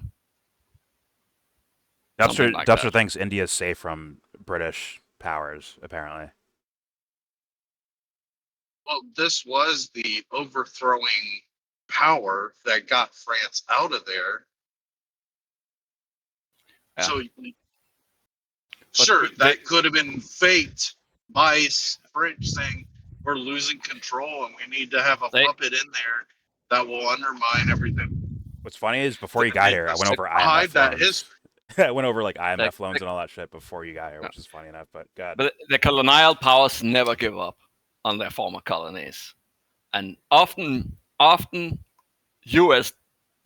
will buy up the former Western European colonies. I'll take it away. So, the Vietnam War started with France. Remember? The revolution of Haiti was just a puppet of France. No, not at all. That's not. Okay, then that's what I'm saying. That guy was a tyrant himself. Possibly, but usually Western propaganda machines will call revolutionaries tyrants, but not their puppet dictators. So I take it with a grain of salt, don't you? Right. Do you think Napoleon was a tyrant? Yeah. Well, but he was a revolutionary. Yep, but that happens. And both Lenin and Stalin also did horrible things. And George Washington, by the way, he was no saint either. So that's... yeah. Dubster, what you're saying is leave them alone, and whoever they elect, they elect. So leave them alone now, right? Well, that would be the idea of... And also IMF, forgive the IMF loans too. Forgive those too, right? Not our business until it is, but business. The U.S. can say forgive the loans, and that'll happen, right? You know that, right? I'm not talking about IMF loans. But that's another part. That's another tool of the U.S. Like, how are you denying that? The U.S. and Western powers. How are you denying that? Of course it is, right? So Did they'd they have to pull back accept the it? loans too, the debt as well, right? Did the IMF have what the IMF do in 1780s? When was the Haitian Revolution from It France? was probably back then, but the thing is, the Western imperial powers never give up on their colonies. They want them back, so they'll find a way. I agree. That's the practice of what's occurred, but at the same time, they're under power of still tyrants. Yeah. They But- actually never had democracy in Haiti. Well, the Never word had a democracy, republic the in word Haiti. the word democracy is so fake news. Always was. I mean, they may be a tyrant, but often those tyrants are partially popular with the local population because they do give them some things better than the former colony overlords. That's often the case. You know, Lenin he gave people pensions, etc., and people ended up shutting up about the failed revolution, etc., because eventually people just get tired. It works. Well, hold on. Let me. I'm still confused here. You think the U.S. does things in Haiti or South America, Venezuela, out of the kindness of their hearts? Is that what you're saying? No. I said No, not we you. are talking Not you. about I'm asking Dubster that, but go ahead. No, I didn't. What's that, Dubster? I said no. Okay. So then your idea would be to leave them alone, right? Right? No more sanctions, no more withholding their own money, right? From any of these countries? Let them Our produce their own government resources and sell them has- as they feel like, right? Our government has Free market stuff? analyzed the reason. Our government has analyzed the reason to continuously fuck with Haiti for some reason. And you think it's legitimate. It's not based on bullshit, greed, devil worshipping. It's based on something legit or no? What? It makes me wonder. I'm not sure exactly why. It could simply be the greed of colonizing kind of ideas, or it could be maybe this voodoo shit is really fucking dangerous.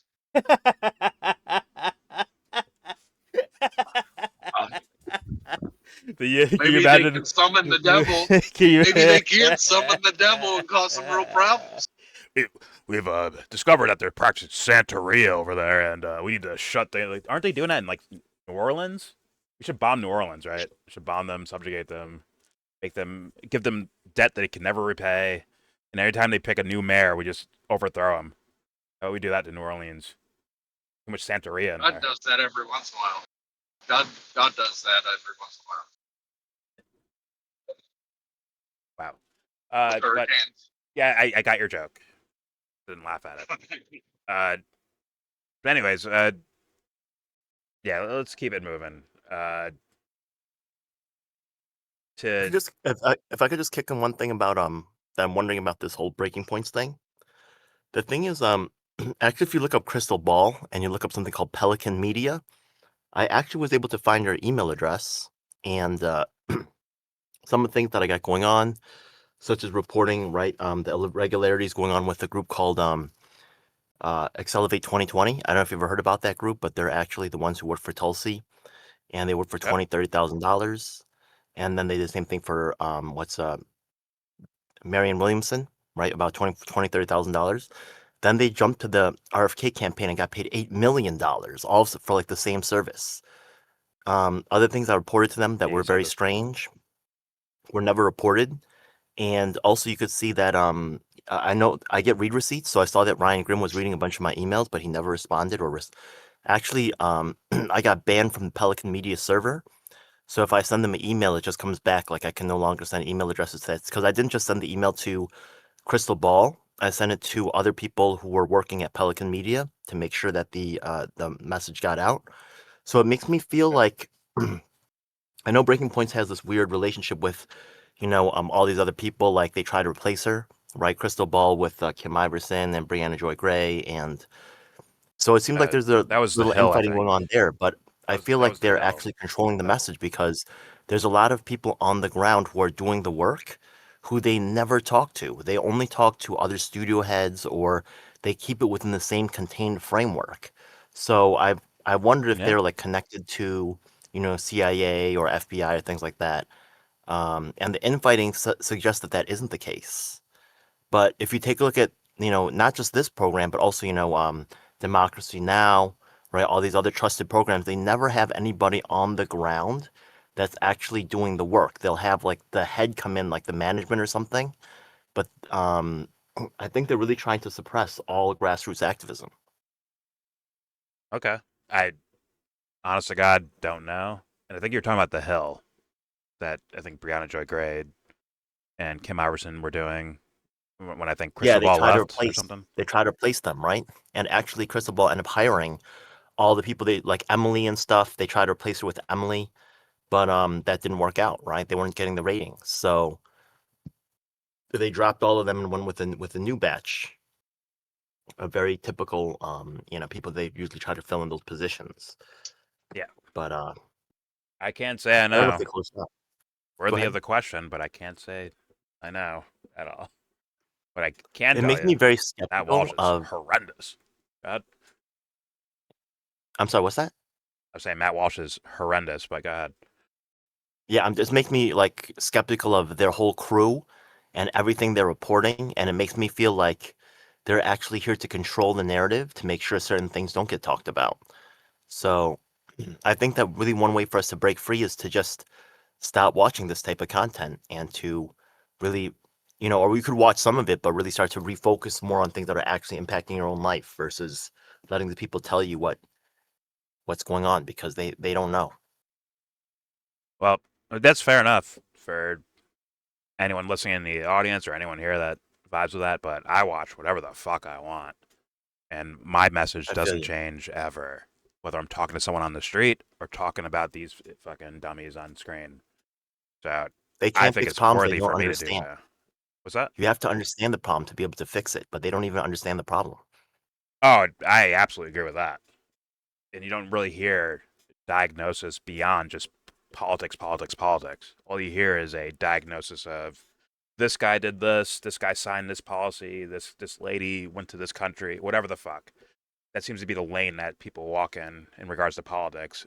And meanwhile, in my personal opinion, I think the diagnosis of the problem, and this obviously once you diagnose, you can actually try to come up with a solution for it, is beyond. It's in politics, but it isn't politics itself. It's something that spans past everything. It spans into entertainment. It spans into politics. It spans into just going to work every morning. It's all over the place. When you go shopping, this persistent little thing that they have people these don't seem to gatekeepers want to to deal control the with. narrative. What's that? To make sure that certain things don't get discussed. Oh, fair enough. Fair enough. I mean, what I try to do, Ed, is I'll say I'll share the content. I'll be okay. Everything I showed you will be linked in the description box, and I hope you go down a rabbit hole.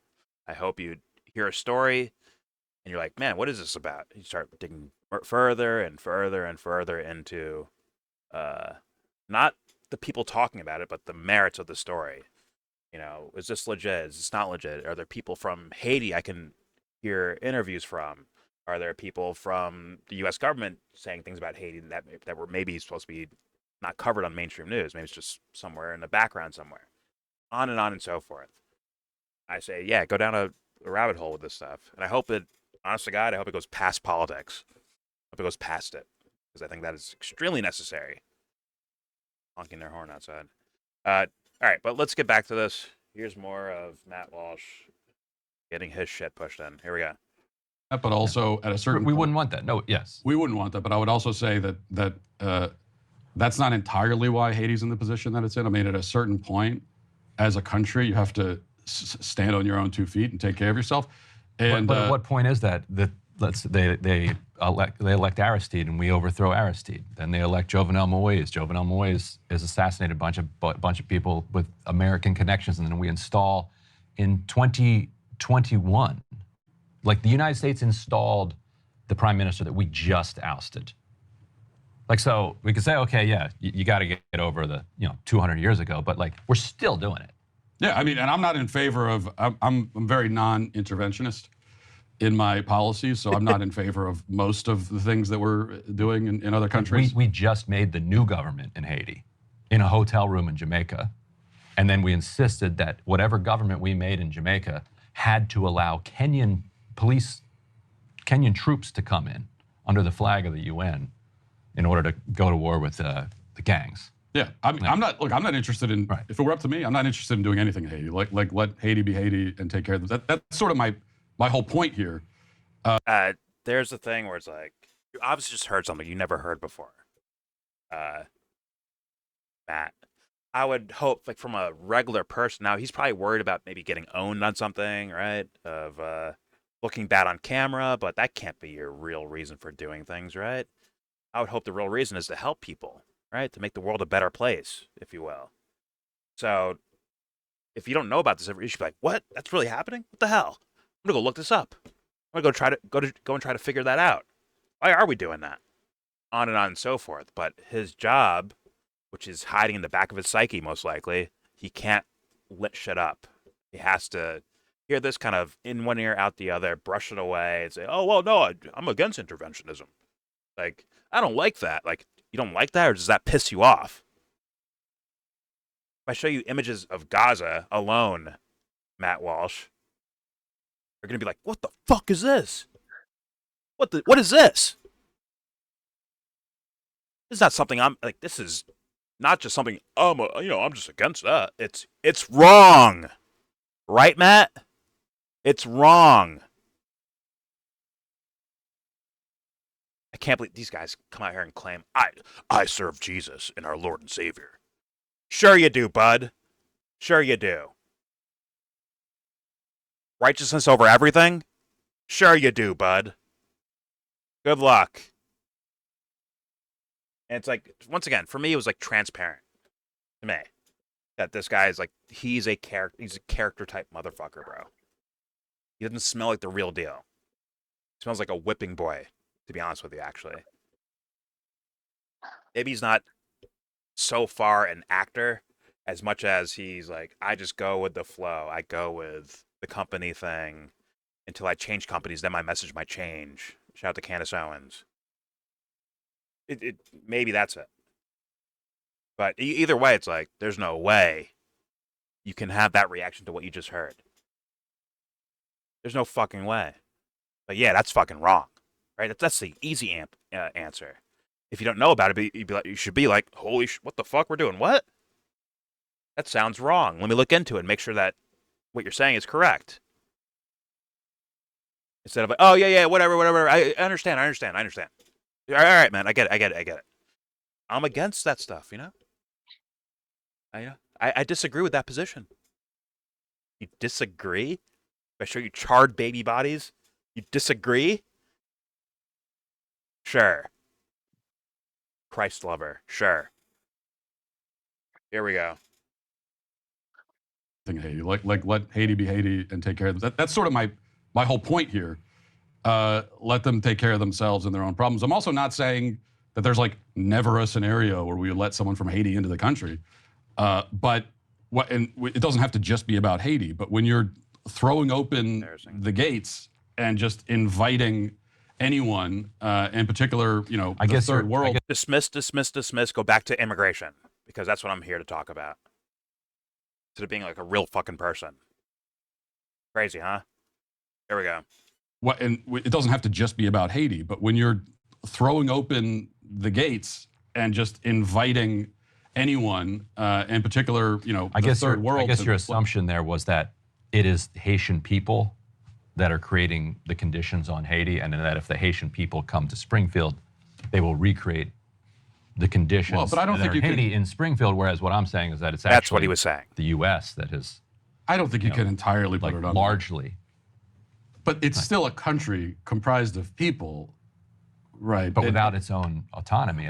But you can't. I don't think you can entirely put it on the United States. Like, the Haitian people have nothing to do whatsoever with the state of their own country. Nothing. I mean, I think that's not the case a bit absurd. I'm perfectly willing to, as I said, agree that a lot of the United States sort of adventurism and interventions in other countries has been unwise, and I'd prefer for us to focus on our own country, not try to build governments. Unwise, huh? But unwise. God, embarrassing. Whose fucking hero is this? Oh my God. You're gonna put this guy next to fucking Batman? Whose fucking hero is this? Once again, I'm sure plenty of people actually, like, in their minds don't use the word hero or whatever. They want to at least feel like they're independent, right? But the actual behaviors and the actual psychology behind it looks like you're an actual follower of some sort of prophet figure or some sort of fucking hero, even if you don't use the word in your own mind. That's scary to me. Very scary. I have to get up here and ask, like, who the fuck is following this guy? Well, let me ask this. I'm not 100% familiar with Haiti's history. Me neither. Have they ever had... At the same time. Oh, my bad. I'm sorry. I hit play by accident. I'm not either, but... Is Matt? Have they ever had an actual... The people chose leader since their freedom from France's colonization or slavery? Whatever you want to call it. From what I understand, and once again, the small amounts of information that I understand about Haiti, the Aristide guy that Ryan Grimm brought up is a guy I've heard of. And the only time I see that motherfucker is him on planes, staying out of Haiti, because if he goes there, he's probably gonna fucking die.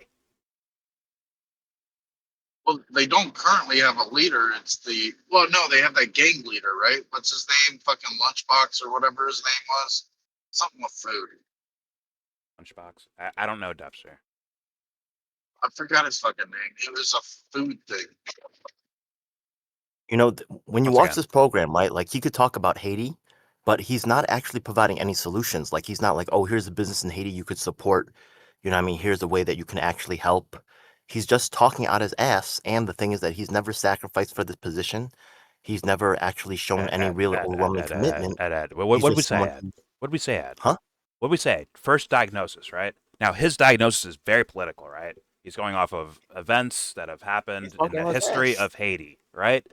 That's what he's talking about. He has no connection to that world. You know what I mean?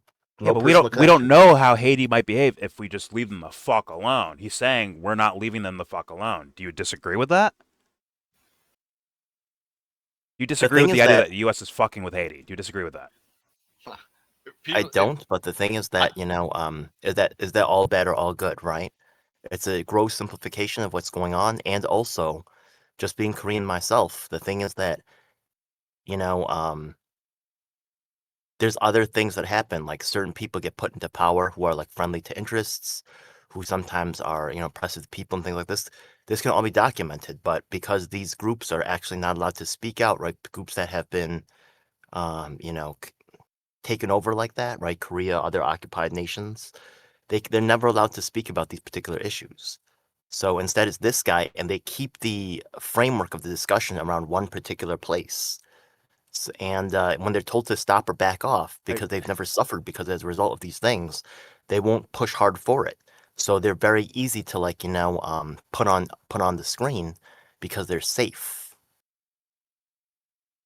Okay. I hugely resent this guy talking about. But you just heard what you just heard. Did you not want to hear that? Did you know about that? This guy. What Ryan Grimm said. Did you know about that? Even if I agree with the things he says, I'm asking you. Did you hear about that or know about that until you just heard him say it? I'm not saying you couldn't find out, but did you not know that before he said that? The things he said. That U.S. intervention, meetings in Jamaica for their leaders, and U.S. beheading, or not literally beheading, but, like, cutting off the heads. A lot of things that he says I would agree with, but the thing is that the problem is that it's okay for these people to be a part of the movement. We need their help, honestly, to, like, get these things done, but it's not okay for them to replace us. And the thing is that oh my God, you don't see any Haitian, right? He talks about these broad political things, you know what I mean, with the academic kind of, like, twist to it, but there's no actual Haitians that he's talking to in person or any real plan to go forward other than broad policy statements that are completely unlikely to work, right? You can pass a law, but what actually happens on the ground are completely different. he hasn't earned their trust, and he's sacrificed nothing for these positions. So I'm not really I can't roll. Stopping supporting the puppet dictators would be a start, regardless of who you talk to. I think. Once again, sorry, Arsvo, I'm having trouble hearing you, Arsvo. What'd you say? I said not supporting puppet dictators would be a start, regardless of who you talk to.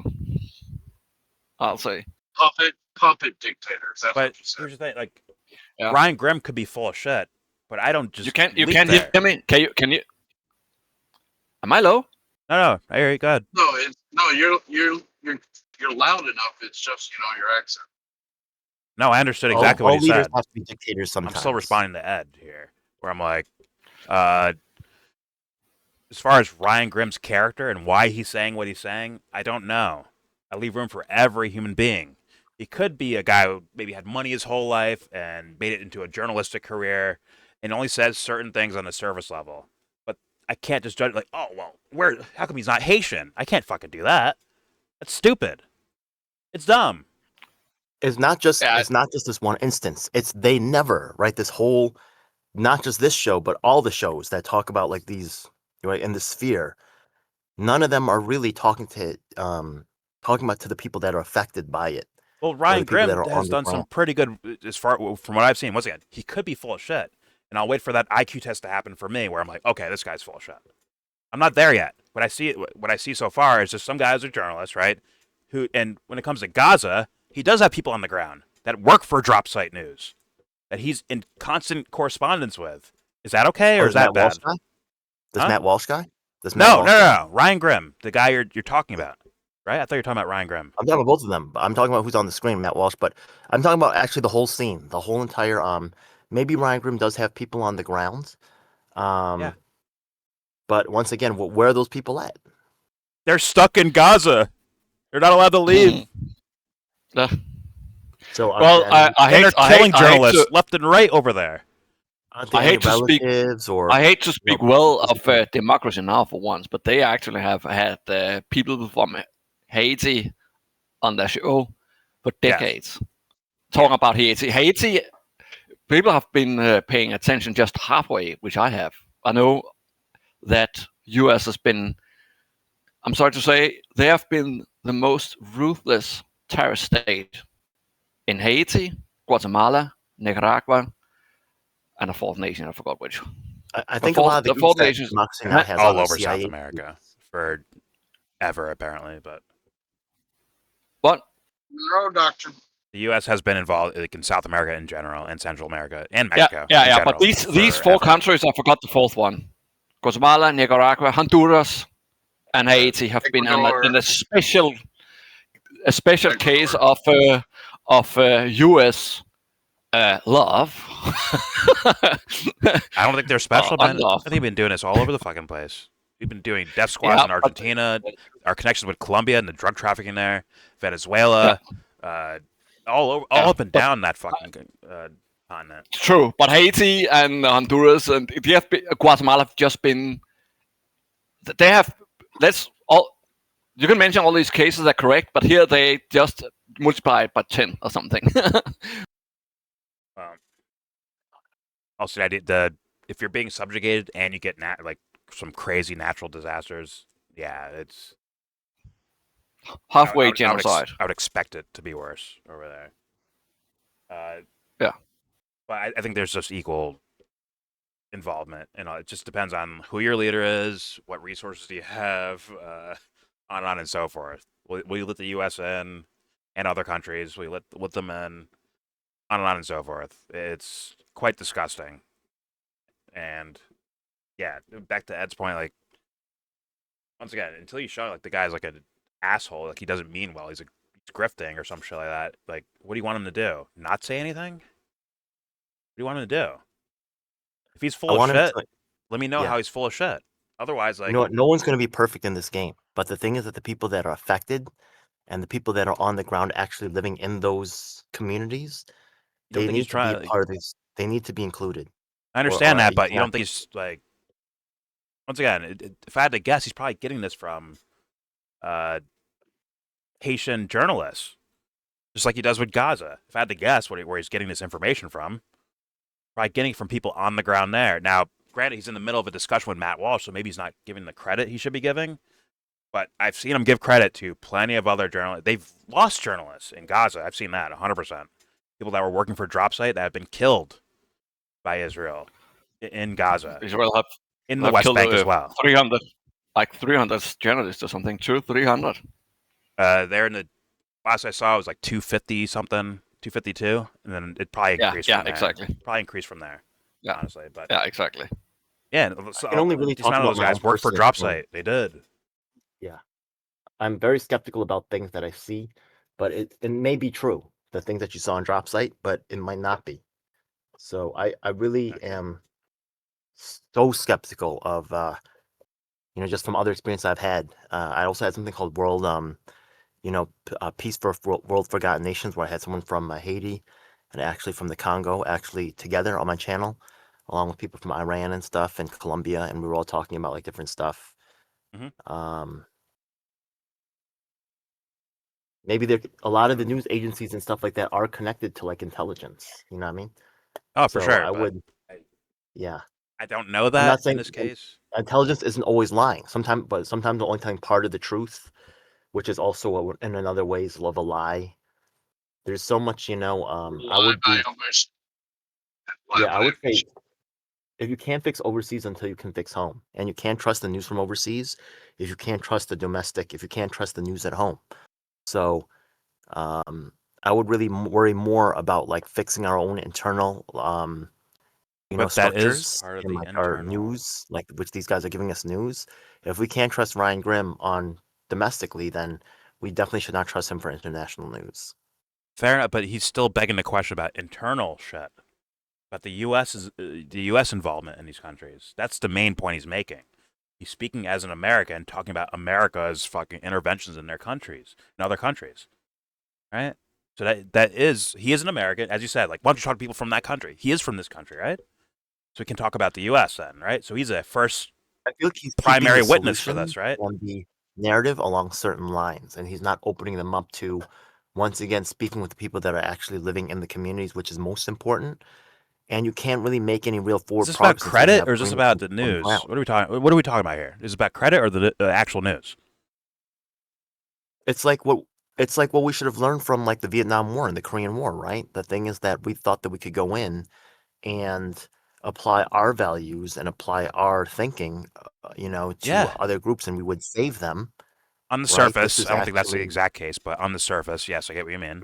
I don't think that was the primary goal. I don't think it's a goal at all by the apparatus. Maybe some people were brainwashed into thinking that, but it wasn't their actual real motive, in my humble opinion. The real goal was to control their resources. It was a geopolitical military goal and the larger picture. But I mean, as in terms of like the U.S., like the general public losing support for the war, that's because they did not support the atrocities that were going on.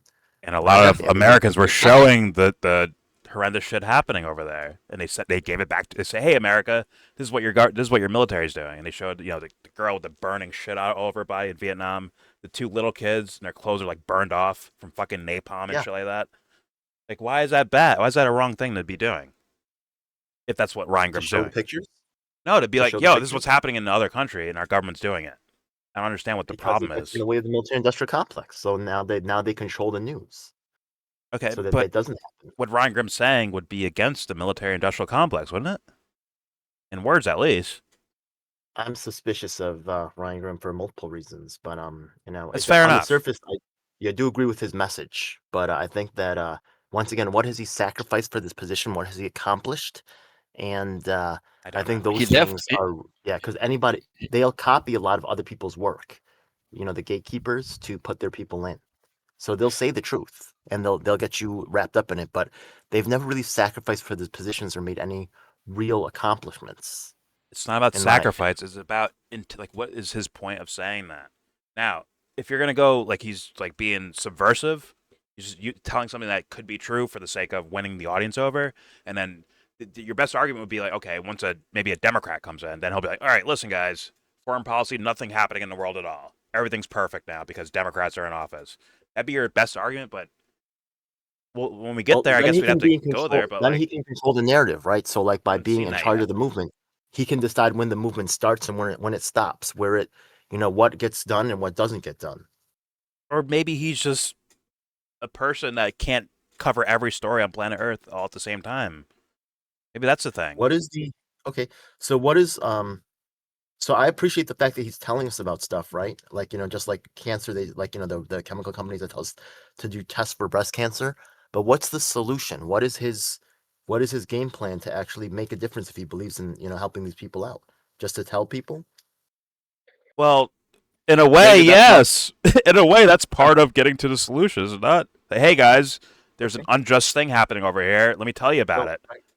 Okay with protest, but if all you do is protest, then that's where the movement dies, right? So what's the next step after informing people, right? And that's okay, right, to tell people. Once again, the chemical companies, right, they say test for breast cancer. It's not a bad thing, right? But they never talk about what's causing the breast cancer, right? Or actually really finding those solutions. So that's fair is enough.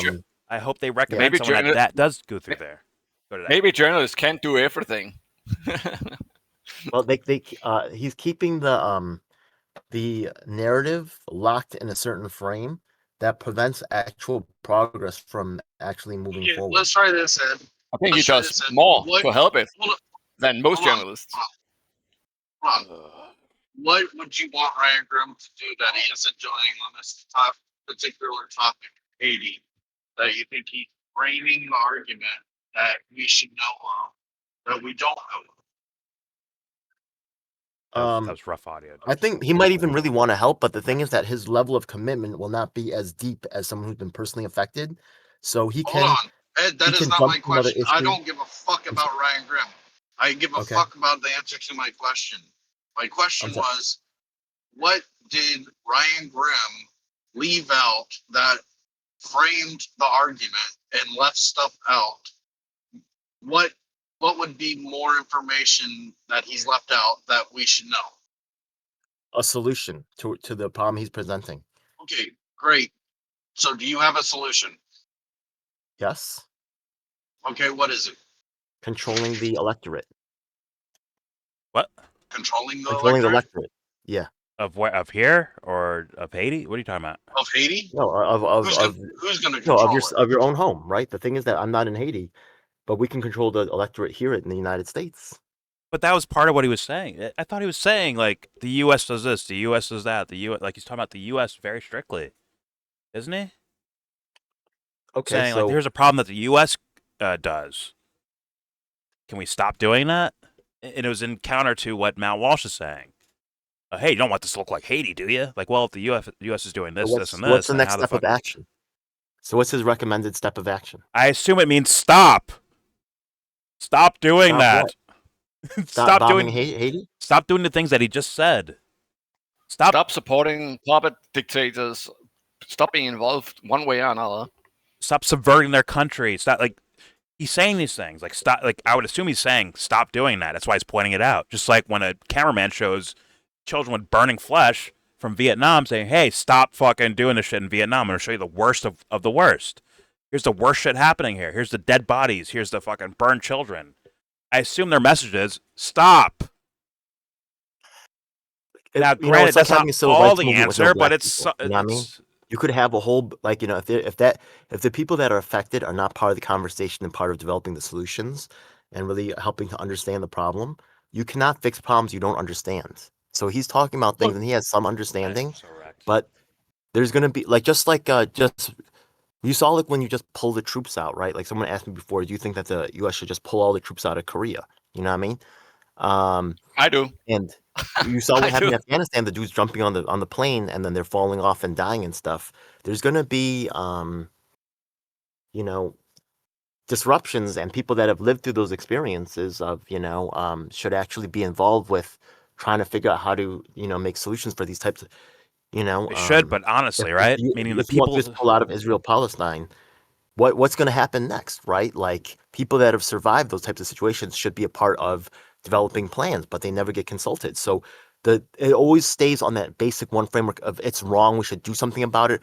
What specifically is being done, it never really gets talked about with any real analysis or any real in-depth I think discussion, and it leaves the isn't space it? open for people to come in, not-for-profit organizations to come in, or even groups like BlackRock to come in and start But helping the people that's and the making thing. millions off their pain. It doesn't sound like I'm defending Ryan Grimm so harshly. I don't know this person. I'm not some hardcore fan of Ryan Grimm, but I've seen some of the shit he puts out.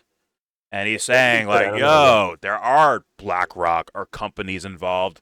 And, like, it's kind of the idea of, like, yeah, we want the U.S. out of this thing, but we don't want these U.S. guys doing it because they're going to pull out and replace something with mercenaries or corporations, wherever the fuck, to fuck over the country still, to keep it going, keep the grit, to keep the bullshit and the corruption going. So yeah, when he says stop, he doesn't mean stop as in like, all right, guys, just drop what you're doing, walk away, and boom, we just leave it there. I think it's more so like it can't just be that because when the U.S. leaves, maybe a mercenary group enters. We want that stopped too. That's like not leaving. That's exactly. When you mean leave, you mean leave. Leave. Don't put a force behind. Yeah, and when you leave. And the job he does is what I think also is part of the solution, which is saying the crimes that you've committed in these areas, so that you can't just look at Haiti like, look, Haiti sucks. Look, they've never been good. They're terrible. Instead, you point out the crimes, like how they've been subjugated for so long by different countries. If you point that crime out, now it's like, okay, now we see why things are the way they are, and damn, then we can start thinking of ideas and solutions from well-meaning people to like okay, what do we do with this? Because no matter what we do, we're involved. It's like saying to ex-slaves, like, all right, you're free now. Go ahead. Like you're starting from under the rock, not just rock bottom, but under the fucking rock, right? You're starting from there. So that's like, it's not a real scenario of pull yourself out by the bootstraps because you've been subjugated for so long, right? Like you add that in there, and guess what? Ryan Grimm reports on the subjugation. Once again, he could be full of shit, but like we're not there yet. Right? For me, at least, I'm not there yet. Sometimes within the group that you're going to have, like in the area, you're going to have other groups suppressing other groups, right? So for example, the Koreans who took over the Chaebols, right, which are the ones with all the money who actually control South Korea now, they're all the Koreans that actually helped the Japanese to fuck over the Koreans, but they were actually considered to be the more trustworthy ones by the United States because those people had already sold out their own people. So they had no ideals, right? They would take the money or whatever. So, you could set up with the people in these organizations, in these countries to have self-governing rule, but, there's also a lot of potential problems there that could, backfire. So, I appreciate it, If US has a military base in your country is a vassal state. Yeah. Especially if you're South Korea or Japan. You're an absolute US vassal state. And you know what? Because of the way that people and I'm not saying everything Ryan Grimm does is bad, right? Like some things that he does is good, but by purposefully and intentionally, suppressing the voices of people that have knowledge and experience in these areas, which I've actually emailed just every single embassy of Asia and Africa, complaining about these situations, telling them not to trust the U.S. anti-war movement because of their exclusion of war victims. He said that? He said don't watch these people? I did that. Huh? Ed, I understand. Ryan Grimm has said don't view this. We're going back to the same problem. Ed, we're going back to the same problems I fucking had with you before. No, I think it's said that there's some people in other countries. Exact clone of Ed Lee. They sent an exact clone of Ed to be on breaking points, but it's not you though. You're not personally. You're not consciously there. Are you okay with that? No, I think it said. Sorry, but you're screaming this shit at me, seemingly. Because the thing is that no. I hope it's not a I need to be there thing. I hope it's I hope the right thing happens thing. No. Well, didn't be there 100%. Didn't it just say that people from other countries say that you can't trust the American anti-war movement? Ed was telling them that. I tell them that. Yeah, I send emails to every single embassy in Asia and Africa. They shouldn't either, though. I agree with that. I agree with that. To be like, hey, you gotta I'm be also actually sending. You can't trust one way or another. It's kind of fucked Well, you up. can have blind faith, but isn't an anti-war movement better than no movement at all? Isn't it better to stop? It's like the civil this- rights movement with no black people. Can you imagine like a civil rights movement where black people are not allowed to speak out for themselves, and all it is other people saying that what's happening to black people is wrong? I'm not saying that would be appreciated, right? Like the slavery and stuff, and the things, the experiences are wrong. But if why they're not can't involved in someone the speak from their own solution- perspective from observing things? Why can't they do that? If that's the They, case, they can be part of the this is gonna problem. sound like They a can be Ryan they can Grimm be part thing. of the solution. I'm not It's okay. some teammate Yeah, of Ryan I'm not Grimm. saying that's wrong, but it's okay for them to exclude the actual people who are affected. I do want Ryan Grimm's help. I'm not against him helping, but when the people that are actually affected are I am. silenced, That's Well, where we're then- getting twisted. then I am against hold that on. because I don't know the motherfucker. Hold on. That's what I'm saying. Hold on. I don't know the fucking guy. Once you observe something, It's aren't so you affected? easy. It's so simple. Sorry, Dubster. Go ahead. Go ahead. Once you You're observe not wrong. something, You're not aren't you wrong, Dubster. affected by it? Yeah. So therefore, he is someone that is affected. He sees a wrong in the world, and I mean, to him at least, it's a wrong in the world, and he's observing it, and it is affecting him like internally to where he wants to talk about it and spread a message of, hey, this I don't like. we can talk about another issue tomorrow and another issue the next day. There's no well, real I that he's going to stay to this issue. I mean, I know that my country, Denmark, is involved as a U.S. vassal state, and also an imperial state at the same time, involved in stuff in foreign countries that many people in my country are not aware of. They sometimes be being fed stuff like we are democracy building out there. I don't know everything that's going on out there, but I don't know it's for damn sure not for good reasons. They do the same with Switzerland. It's with all the European countries, Scandinavian countries, Germany, UK, France, Netherlands, they're all involved somewhere. Oh yeah. In Syria, they also support Israel, and you just say the war in they Iraq. send weapons to Ukraine. And I can tell you, I don't know everything that's going on in those countries, and that people who probably suffer from people we are not supporting. But I think it's safe to say that everybody would be better off if we just was not involved. Yes.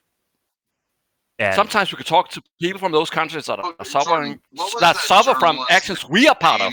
That's good. That's good to hear them. Israel, you can't talk about Israel. What? As I said, I think it's not bad to talk with people who are affected by our actions, but we never hear them on TV. But I don't need much information to know that it would be best if we just got the fuck out ASAP. Go home, fight for geopolitical neutrality, stop being allies with UK and US, because they're most definitely not our friends. They bomb Nord Stream. They're not our friends. And point out the crimes at the same time. That has to happen after, because otherwise it's going to look like, well, we left them alone. Look, they're failing. See, look, they're failing. See? So you have to actually all right, here's why there's a chance they could fail. If you can get to that point, I mean, many of our leaders in Europe are criminals because they are. Well, that's why they can't be the ones pulling people out of countries, right? Yeah, they may put us in, but they can't be the ones that put. If we're out, it has to be a legit fucking we're out type of thing. It can't be by these same bullshit artists that are gonna. Oh no, we're only leaving 2,000 special forces there. Just only 2,000. Well, the big deal. The people could technically overthrow their governments, but they don't. I mean, no matter who you vote for, you have a two-party system in Germany and Denmark. In Germany, they have 6 parties in parliament. In Denmark, we have 10. Yeah. But at the same time, we have nobody to vote for. If you ask me, I'm not going to vote for anyone, because then I will only vote for somebody who is actively anti-imperialist, and not even the left, the real left, or anybody else are really anti-imperialist. It's more like they are for. Actually, Red Sea said it correctly. They are fighting for healthcare for imperialists. I mean, well, basically. I can't use the word imperialist because that's not good. That's not a wide enough net. Because you could be Che Guevara, an anti-imperialist, but go out and murder fucking people or fight a revolution. And meanwhile, the actual answer is just walking away in mass. And you need that in mass. Just like if you want to do a quote unquote violent revolution, you still need masses on your side. Otherwise, you're gonna get crushed, right? Yeah. So right. why not just well, do I'm the not, non-violent thing and just walk away? Like, all right, we're done doing this. We're not doing this anymore. Good luck. Yeah. They can't do anything. Well, I'm not a blind pacifist, but I agree that I'm not for violent revolution. If you. Yeah. And well, the non-violent is just obviously the answer. Hey guys, you want to get? No one's gonna pump your gas. No one's gonna drive you to the White House to do your daily shit. No one's gonna follow your paperwork. You're on your own. If people did that, just said we're done. It's over. Yeah. They'll be begging. Please, guys, please come back. We need people to realize that our TV is lying, our media, most of the media lying, and we just need to walk away from all the foreign policy shit. Simple as Fight Club. But all right, let's. I guess hold on. do more of this video. Jordan, what is the name of that journalist that told Dave Smith? What is that journalist that told Dave Smith you can't talk about Israel unless you go to Israel? Oh, that's fucking Murray. Yes, Douglas Murray. Christ's sakes. You never been. Okay, so that's basically what you said to us. If we haven't experienced, if we haven't experienced Haiti, or we don't know anybody from Haiti in the conversation, we can't have the conversation. It'd be like me saying you can't talk about non-bread because you're not Indian. Or history, right? Because I wasn't there. You know what I mean? You're not wrong. I'm not saying that other people can't talk about it, but I say if those people are not included, something's very wrong. Well, right? I'd have to go through Reingrim stuff. He doesn't. He might not have the time to go down to Haiti, but he could. Like, there's plenty of Haiti journalists down there that can turn a camera on, right? That can. I bet there's plenty that work for drop snipers. Voice opinions. Yeah, and some of them live in U.S. No, some of them live in U.S. U.S. It doesn't need to be him, is what I'm saying. Why does it need to be him? But there are people who know. There are Haitian American journalists who actually know that stuff. Right. You know, especially like when you remember when Cat Williams said you know, like when you see people like from the entertainment industry and there's like a whole industry like about creating fake shit, like, and then they're working on something, then it's probably fake. You know what I mean? So the thing is that remember these journalists are especially targeted by people that are trying to portray the world in a certain way or get certain narratives out. So, you know, even more than a regular person, he's going to be more tampered with. And I'm not trying to say like, you know, if you don't have direct experience with those communities, you can never speak about them. You absolutely can, right? But they also, if there's any going to be any actual, just like with the Korean and Vietnamese War, right? If you want something for those countries, you can't say, oh, capitalism versus communism, whatever, right? Those countries have their own ways of implementing those particular ideologies. You're never going to actually achieve anything within those actual communities unless the community themselves are actually on board. So we can make plans for Israel, Palestine, or Haiti, blah, blah, blah, and say, this is right, this is wrong. But in the end, what goes down there will be up to the people who live there. Yeah, but he's saying it's not up to them because there's a hand forcing things in certain directions. That has to stop, doesn't it? In order to hear from in a way, he's part organic. Of He's a part of the hand? Maybe. Yeah. Okay, maybe. I don't know. I don't know Matt. Sorry, I don't know Ryan Grimm enough. I think I've heard some past political takes that Jimmy Dore used to scream about, but I don't know. What's he doing in his own community? Right, he wants to worry about Haiti and stuff. What's he doing? He is talking about his own. He's talking about the U.S. government here, dude. What about locally? What about people that he actually like? You know, you're asking like. It's easy to point at. Can he refer to local journalists, or does he have to like cover every level of government for everyone at all times? It's easy to talk about an enemy far away than to confront the one that's actually like, you know, in your face. But He's saying the and one that's here. Are you tripping at? You just said about the U.S. government doing things. Now maybe that's too wide of a thing. Maybe it's to focus on whatever state he's fucking from. Let's say he's from D.C. Well, okay, maybe not D.C. because that would apply the same thing. He's from Tennessee or something like that. Okay, maybe you should focus more so on local government. Is that what you're saying? On Tennessee no, governor race, I'm not or saying that he should only, but I'm saying that it should be part of his repertoire as well, right? Why is there an I don't know where he exclusion come of from. all Maybe he local did. politics? I don't know where he came from. Maybe he did. Maybe he started at local places and ended up becoming this level, like this popular as a There probably journalist. should be a range, right? He could specialize in just national stuff if he wants to, but really, if he has some And kind we're of world being vision, very, yeah. we're being very hypothetical, right?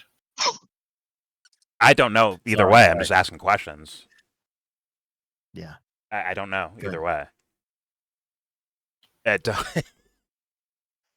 Whatever. Okay.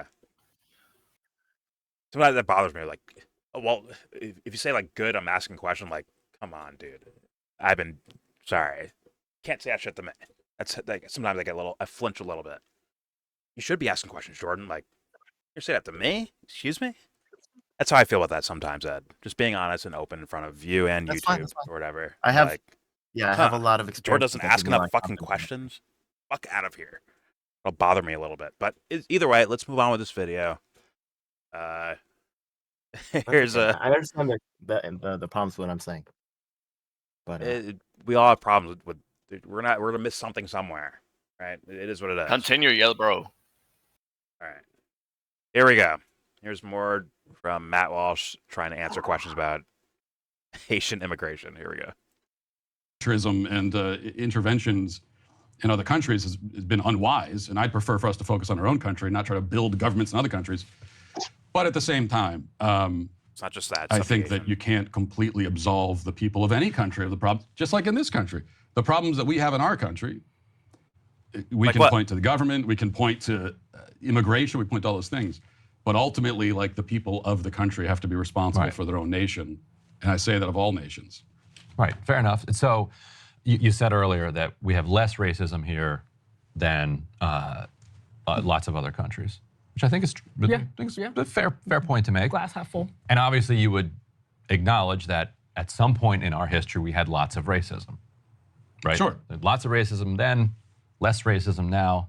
So when did we get to a point where it wasn't systemic and it was no longer a problem that we as a democratic society need to deal with? Like, what was the moment in your mind? Well, I'm not sure that you could point to one exact moment in time when it goes from a systemic issue to not systemic anymore. But what we know for sure is that right now we are certainly in the moment where it's not systemic. Any time in history, I'll answer your question. Yeah. At any point in history, when you can go back and look at actual laws and policies that were in place that deprived Black Americans or any other group of rights, well, that was a time when you had systemic, and we know that existed historically. Yeah. So if you wanted to point to an exact moment, I mean, I guess the most obvious moment would be the Civil Rights Act.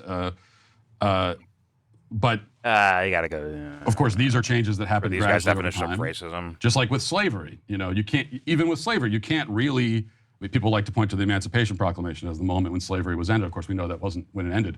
So we know we don't have slavery anymore. But if you were to ask me, what's the exact moment when slavery stopped? Well, it wasn't an exact moment. It was a gradual ending of that horrific institution. But certainly now it doesn't exist anymore. In this country, anyway.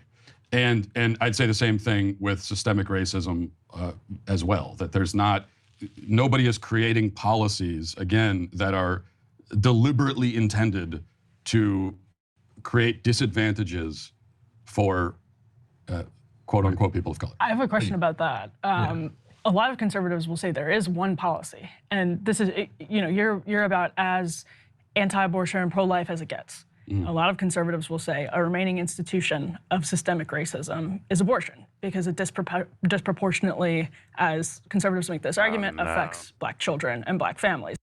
This is bait. She's baiting him right now. Pause. She's baiting him. like, oh, because this disproportionately affects these guys, and thus, right? But then it's gonna that can go into so many different arenas, right? Crime rates, drug enforcement, on and so forth, right? So that's definitely smelling like a trap for Matt Walsh. Let's see how he does with it. Here we go. Is that an example of systemic racism or racism, period? And I think it's a mistake when conservatives make that point, because I think conservatives are very desperate to be able to do the whole thing where they turn back on Democrats and say the Dems are the real racists. Yes. And I just think that's a lame move, and you're trying to use the left's own language against it, which I think it doesn't work because you're accepting sort of their premise. So what I'd say about abortion is, no, it's not systemically racist. It does disproportionately impact the black community, no question about it. But does it exist for that? Really, is Planned Parenthood, is that why they exist right now? Because they want to kill black babies? No. Planned Parenthood exists because they want to kill babies, and they don't care what color the baby is. They just want the money that comes from it. But it just so happens that ends up disproportionately impacting the black community. And this goes to the disproportionate impact thing, which I'm glad you brought that up, because that's usually what's used to support the theory of systemic racism, is they say, well, but these policies disproportionately impact certain groups. Okay, they might, but that doesn't mean that they're intended to do that. A disproportionate number of black Americans end up in prison. Does that mean that that's why the prison is there, to put black Americans in it? No. The reason why a disproportionate number of black Americans end up in prison is that, unfortunately, a disproportionate number of black Americans commit violent crime. That's just what the stats show. And so... So they do the abortion thing. There's some sort of greedy hand looking over it, trying to make some money off of it, right? They're like some greedy motherfuckers. Like, listen, the more babies we kill, the more we succeed in life, and it just happens to be black babies. When it comes to prison, like these guys just happen to commit more crimes. You know what I'm saying? There's no greedy hand guiding over anything. This is this is the exact point where you bring up the CIA bringing drugs into America, into inner cities of America, and basically creating the whole crack epidemic, like, essentially, right?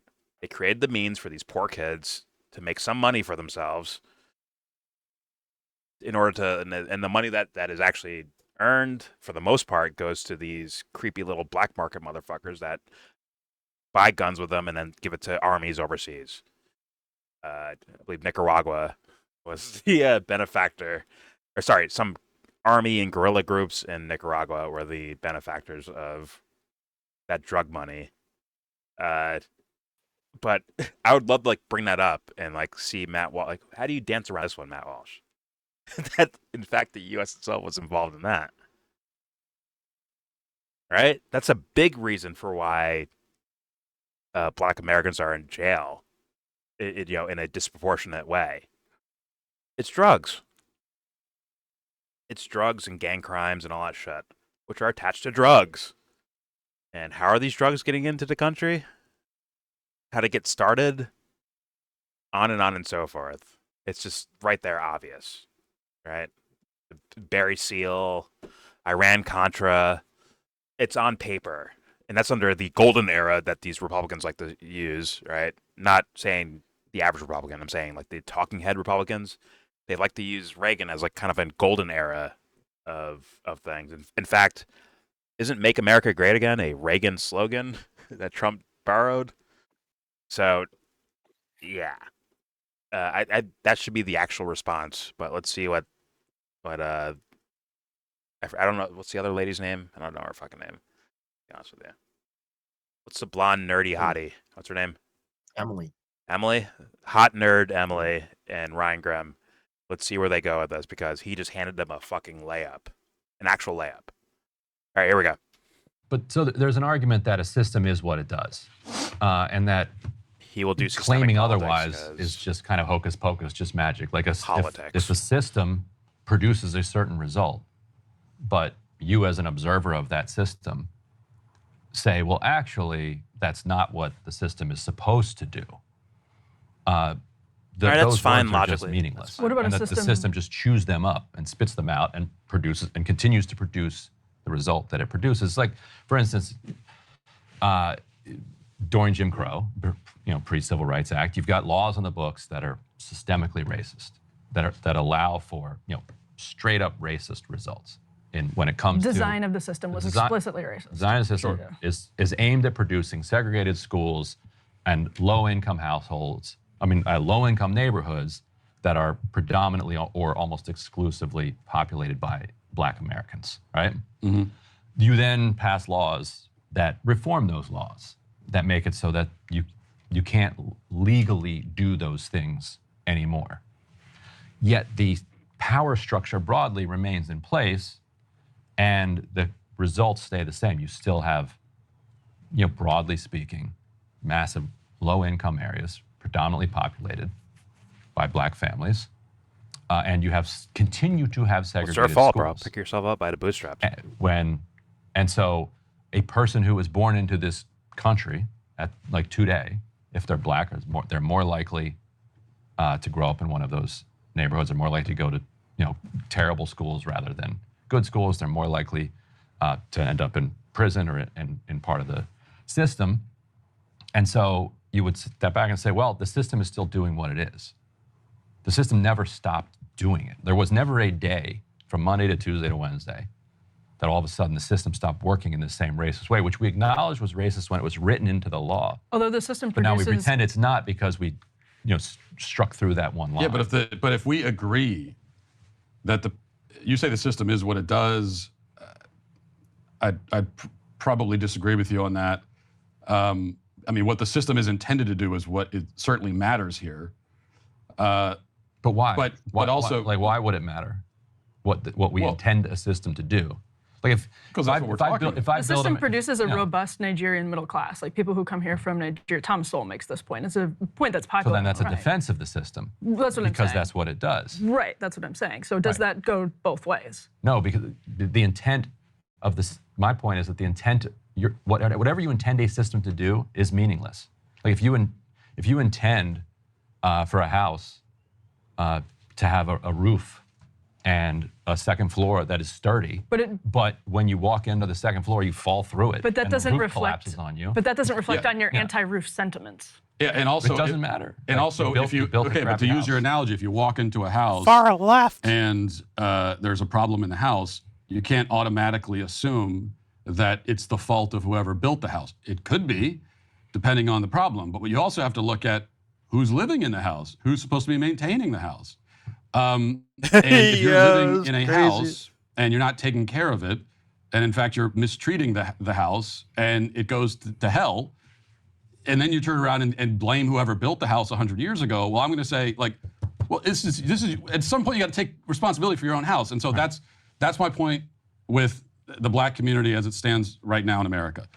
Yes, as we've already established, there was actual systemic racism against the Black community for a long time. It's a terrible, evil thing. Everybody agrees on that point. I don't think anyone disagrees. That is over now. There is no longer a system in place that is designed to deprive Black Americans of rights. Would you agree with that at least? No, I do think it's still designed that way, but it's designed in a way where it can't be litigated because it's not in the law. Okay, but so can you point to me an exact point of the system, an exact place in the system, a policy that is designed to deprive Black Americans of rights? The same people that designed the system to protect the wealth of the upper class, in the throughout American history, continued to be in control. Yeah, but now you're talking about class, not race. I'm talking about race. Right, but how do you disrupt class if you're so segregated by? How do you disrupt race if you're so segregated by class? Well, but I don't think you can bring class into this because I would agree that we could talk about class. I'll agree that there are elites who care about themselves and don't care about the lower class. I would say that those people are just as unconcerned with a white person in a trailer park in Appalachia as they are unconcerned with a Black person in the inner city. I agree. So it is class. We could talk about that. But my question was. But the point would be to get away with the crime, right? So you're doing something harmful against a population, and if you can do it where it's like you have media and this or that, like all these conditioning factors saying like, well, these are spooky places. That's why spooky shit happens in these spooky places. So thus, when someone gets shot and killed over there, and the gun was made in Israel somewhere, no big deal. It's normal. It's normal. It's normalized, if you will. So it's like easier to get away with crime in those areas. Same with Appalachia, by the way. Same thing. Bobby shot Tommy because, Tommy owed Bobby money. What's the money based on? Maybe drugs that were brought in by a outside source, if you will. Same phenomenon. But even though stereotypically, in the mainstream pop culture level, because Appalachia and South LA or New York City or these giant cities, right, where you can have the poorest person and the wealthiest person living in the same fucking city somehow, it becomes a little bit more attractive to the audience of hearing about Baltimore and New York City and South LA. Thus, the stories go by kind of without a whimper. Like, oh, that's normal. 5 guys got shot in fucking Compton or something. Comes off as more believable and like, oh, okay, fine. And just no one cares about Appalachia, right? As far as on the pop culture level, no one cares about them, which is unfortunate as well. But that goes a part of it. And to dismiss that or not think about that, as Matt Walsh does for a living, is kind of fucking crazy. And also, Ryan Grimm, Ryan Grimm and the Emily, you guys have a layup here for him, because it's not about owning Matt Walsh. It's about, hey man, if I put an IQ test in front of you, what do you do with it? And yes, it is proven about the U.S. intelligence agencies doing black market money deals for guns and drugs and all that shit in the U.S. in its inner cities. That is proven. It's on paper now. And how do you contend with that one? Because that's not 1953. It's 1980 something, maybe late 70s at best. So deep into the 90s, and obviously to this day we still have people killing each other and doing it over drug deals and shit like that. That's still happening right now in our inner cities. To ignore that is just crazy. But at the same time, here's where I'll be fair to Matt Walsh is that I think the answer is existentialism, where people are like, you know what, I am done doing this. If I say hey man, you're just a victim of your environment. If I just say that to someone, that's taking away their freedom. It's taking away their ability to choose for themselves. Say, oh, you're just a poor victim. I could just, let me just change things around and you'll change your behavior around. Meaning I own you still. That's not the way I look at things. People have the ability, if they so choose to change their shit around if they want to. They can do that. I understand social pressures, but you can change things around if you fucking want to.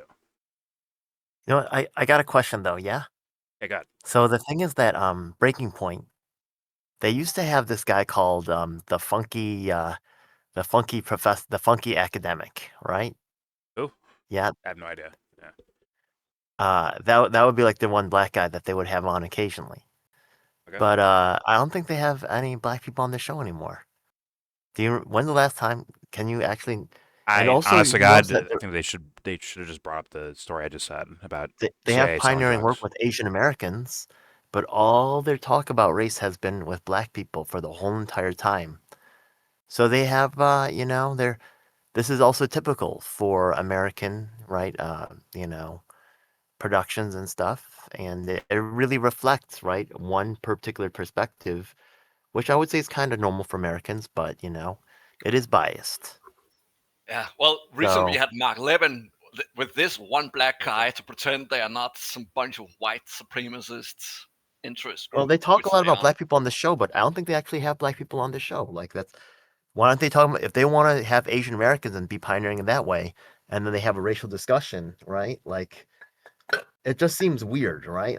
If they want to talk so much about black people racism, why don't they have more black people on their show? It just seems weird. I only care if they're trying to do the right thing. If this is the only means they know, then I'm fine with it. I'll let someone else tell me about black suffering in the world. Let someone else do that. Like, shouldn't you be But looking at did the you see? audience? Like, why are we relying on Ryan Grimm for our information about black people? Shouldn't you look Well, at the I know audience that. at that point? Well, I because I see. I know I that see more. because he doesn't acknowledge the issues that I'm going through, or the issues of the groups that not just my issue, but the other groups that I work with, people with disabilities, right? People But you that are do public realize that housing, things that he never talks about. many Um, many establishment figures that do the opposite. They will bring one black guy on board to pretend they are not white not good either. supremacists. That's not good either. Yeah, That's worse. that's For as far as I can see, that's a they're lot bad. worse. These But there's look at my house Negro. He agrees with me. The only you're not wrong. That's not good either. You're absolutely right. It's not good either. But that's far then worse. why are all they talking the racial segment, right, about black people? Why don't they talk about other races then? Because that's their bias, that's their education, that's their training, and they think within a certain box, and they rarely leave that box, and they don't really have to strain themselves with the actual communities that they're talking about. They can just stay in their little bourgeoisie, holy intellectual bubble, fuck. I don't think that's where good all enough, the Ed, but topics remain fair enough. familiar. You know what I mean? Okay, And fair enough. it's not good. Fair enough. Fair enough. I mean, I would just say, like, once again, they're using the social condition stereotypes and, once again, this word predominantly, right? If it was predominantly Asian people, they'd probably be saying that right now, is my guess. If they They mean should get well. people If they that are mean more well, right? qualified. Their qualification on this topic is low, right? But they're They putting have their things in a thoughts like box everybody for else Matt does. Walsh to stand up to the scrutiny. That's what I'm saying. That's what they're doing, right? Yeah, They're scrutinizing Matt Walsh, I guess. a guy I It's just recognize not a as good blatantly full of It's shit, not good. by the way. They should test him on his area of expertise. Like, why are they asking this shit? Like, this is not his area of expertise. What? No, the premise of Matt Walsh's, not just his documentary, but what he says on the show, are pretty obvious what he's saying. And thus, you can attack it with, hey, how about this idea? How come you're not contending with that? And then he'll, fart around trying to find an excuse for something or make sense of it somehow, but really just sound like an ignorant dumb fuck. So, yeah, I mean, I'm not, like, looking past the idea like they just brought him on to shit on him. I wouldn't be surprised by that at all. But at the same time, he has to stand up to the scrutiny, and he's clearly not able to do so. He's struggling with it. And as a watcher, I'd be like, oh, I'd say this instead. I would say this instead in regards to Matt Walsh. It's hard to do it from Matt Walsh's, like, once again, I am considering Matt Walsh's perspective here, but it's like, how do I say, hey guys, there's nothing wrong to see over here. Just stay in America, we're good. Right? That's like a rough position to argue for. I can't, because I don't personally believe that. So I'm like kind of stuck here. So I'm honestly listening to this. I've agreed with some points of Matt Walsh. Like, yeah, it's not about I think people will take advantage of anyone they can get to. But at the same time, when he hears abortion, he'll say that, right? When he hears, overrepresentation in prisons of black people, right? He's going to change the narrative around to where now it's not some sort of corrupt, creepy thing going on. It's actually just, hey guys, fix your own house.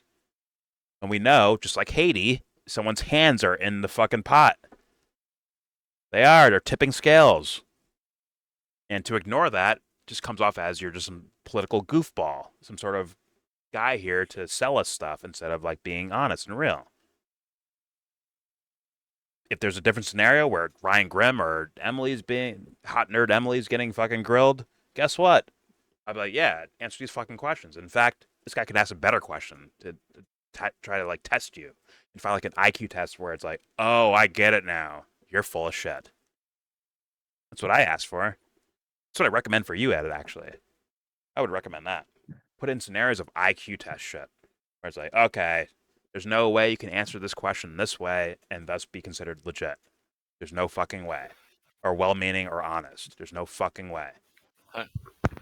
That's what I would recommend, but ain't good. IQ tests are overrated. I'll say that as someone who lands at the high end of the Mensa test. I don't mean IQ test as in, because it's not a real IQ test. I mean IQ test like morally, on a human level, right? I say I believe this. Well, you say you believe this? Well, if I ask this question, you have to answer this way because otherwise it would showcase you don't believe that. That's the dumb guy logic IQ test. To where like, oh, you don't have any fucking principles you're standing on here. You're just saying shit for whatever reason. And with Matt Walsh, I have a couple guesses. Which is why I would bring up once again, the CIA in the late 70s, early 80s, bringing drugs into inner cities in the U.S. After he said systemic, quote unquote, systemic racism is over, right? Like, what would you call that, right? And if he's like, he has a couple lanes to go through. Either he doesn't know, in which case he should say, well, damn, I didn't hear about that. Let me go look into it, right? As like an honest person might do. If he says, oh, well, that was whatever, that's long time ago, who cares, whatever the fuck, right? He tries to like dismiss it and move on. There's my IQ test. Oh, you're full of shit and you're playing political games. You're not here for like righteous reasons. It's not about his fucking aptitude, academic aptitude. It's about you say who you are, right? You tell the world, you get on camera, you tell the world, like, this is who I am. And this is showcasing you're not who the fuck you say you are. If you fail these IQ tests. That's the way I define it. Like, skin in the game, real IQ tests. You know, not how good are you at tic-tac-toe, right? I want, like, real shit. This is who you say you are. Stand by it. If you can't stand by it, you're full of shit. And guess what? I don't know is an acceptable answer. What? That's why I ask what they've sacrificed for it. Because you don't have to sacrifice for a position. You have to just mean what they're saying. That's it.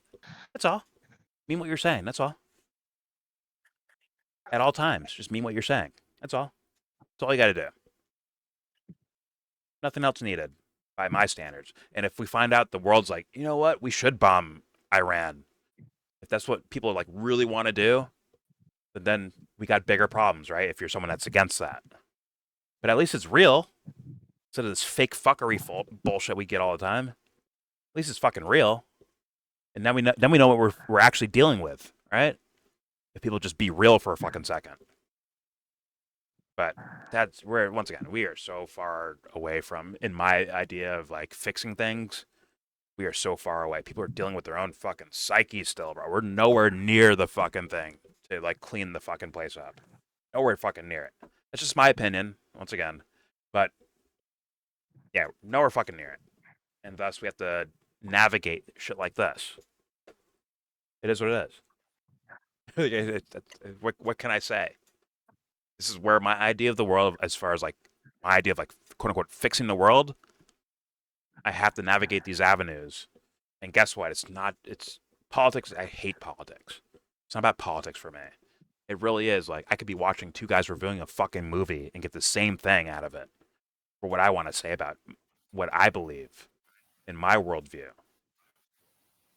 Like, it transverses all these different fucking mediums, in my opinion, as far as like what the problem is and where the solution is.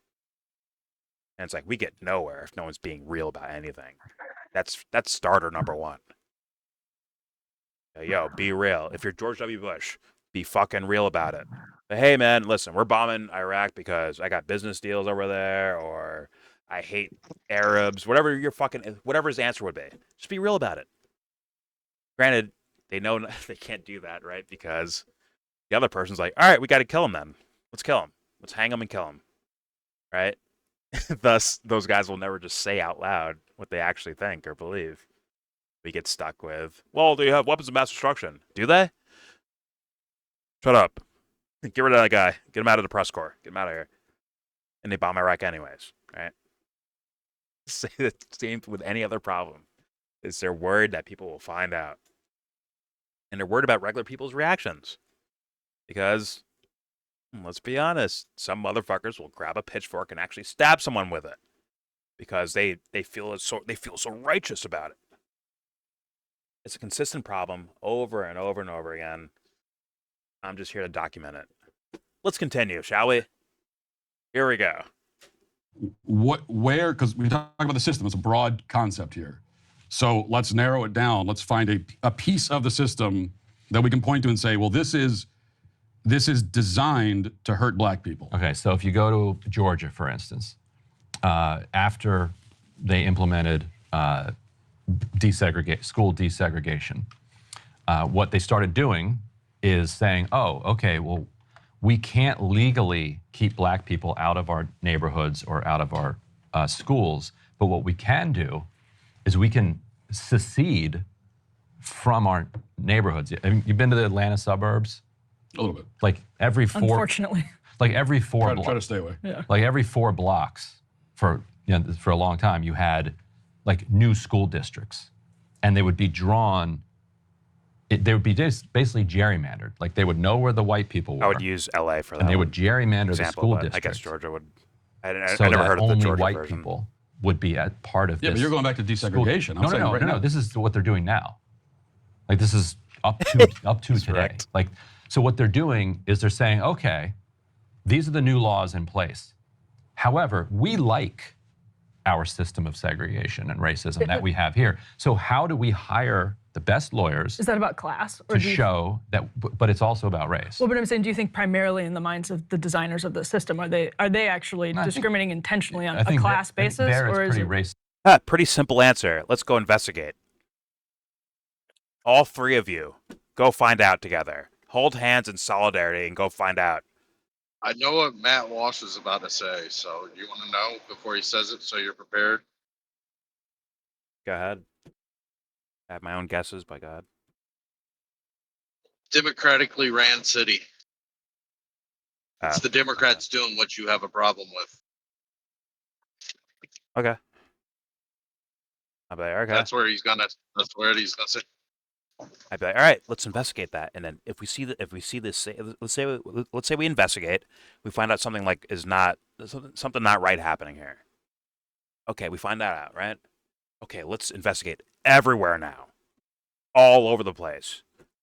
Let's find it everywhere. Wherever we find this, it's wrong, right? No matter what, right, Matt Walsh? Wherever it happens, it's wrong, right? And you just keep going from there. No, that's just gonna be a mic drop moment for him, and that's all he's gonna think about. But Matt's here for And, honest they're reasons, gonna move though. on. No, it's a mic drop moment.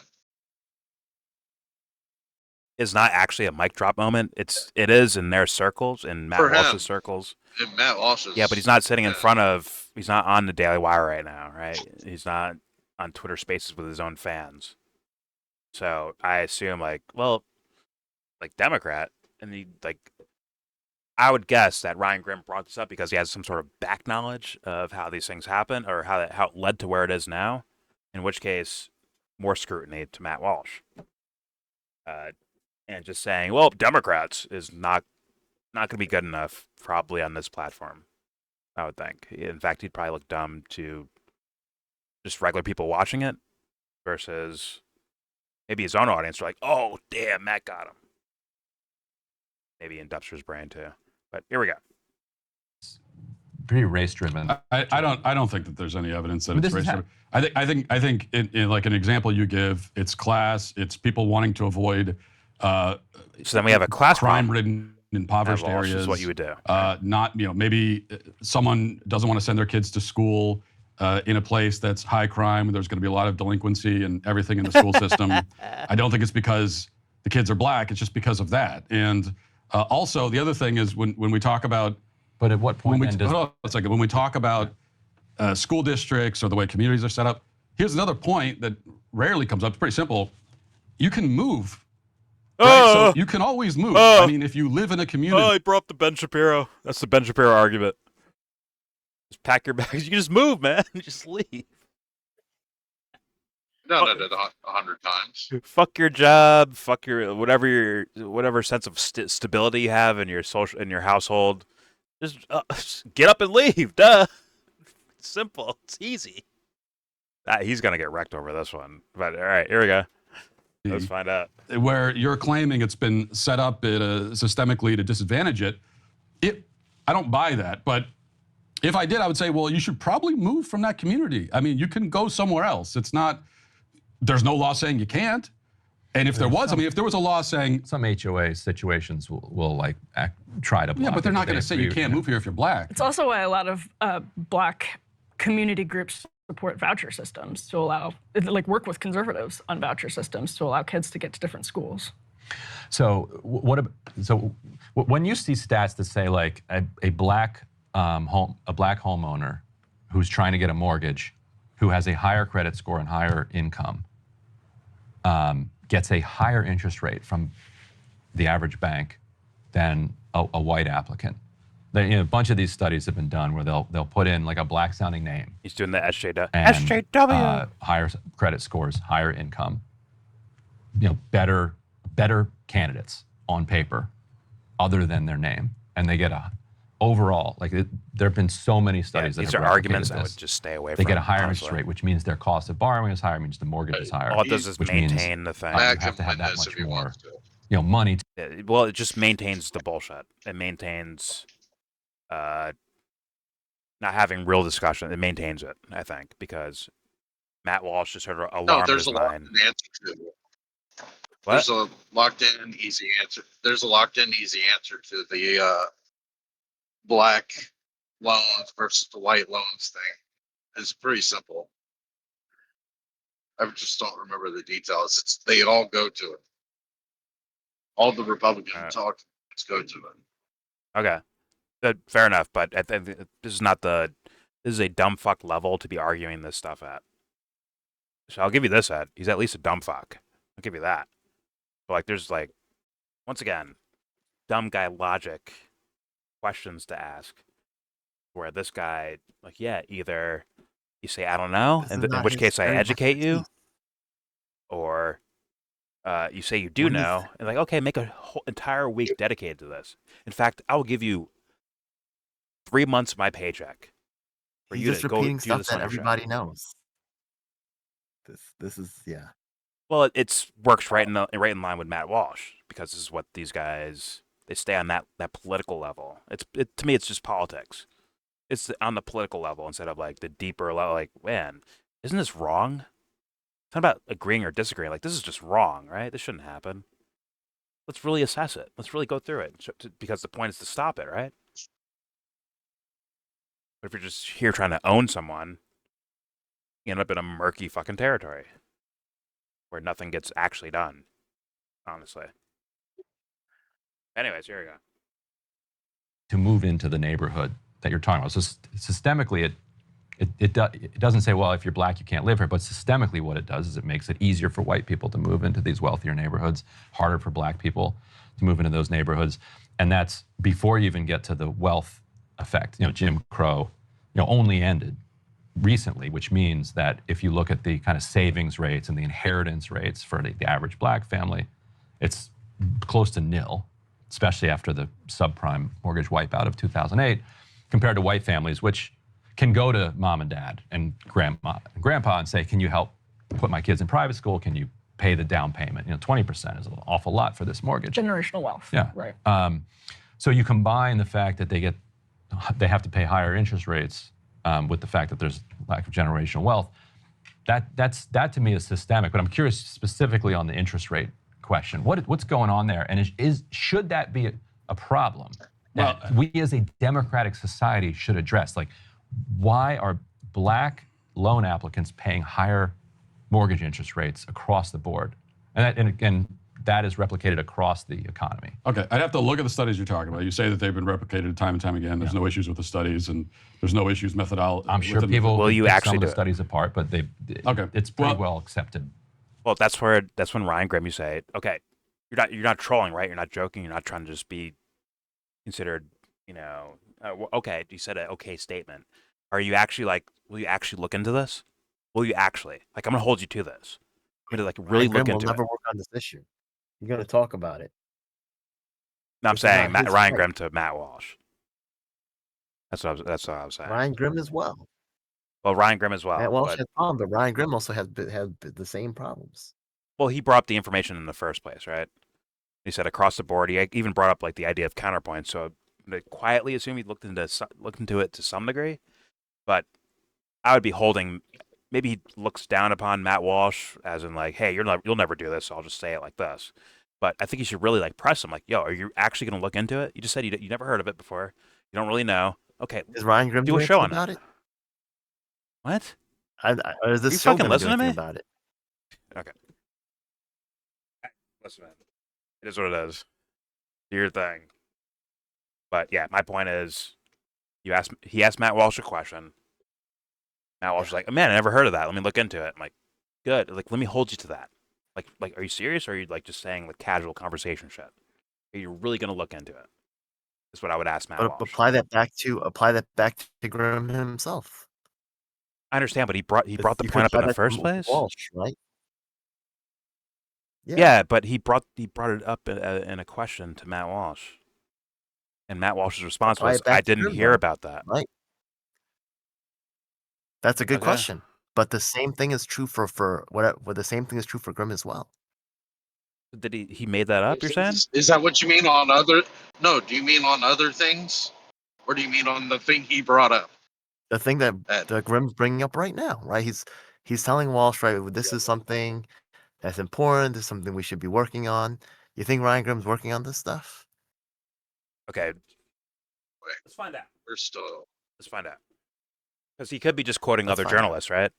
He could be looking into other I think that's what he's journalists, and doing. if they're covering it, he could just say it. Yeah, but he got it from other journalists, right? Which is just not crazy of an idea to me, Ed, at all. That's kind of normal to do, right? Or is it not? Is it like, okay, whatever. Ryan Grimm. I think he's doing the same thing as Matt Walsh is doing. Mortgage loans and interest rates, right? Racist mortgage loans. No, we'll Something just bring like up Ryan that, Grimm or and race based.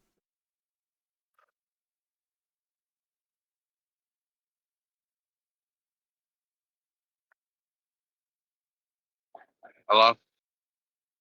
Oh, that's okay. We'll see. Maybe he has addressed it. Interesting.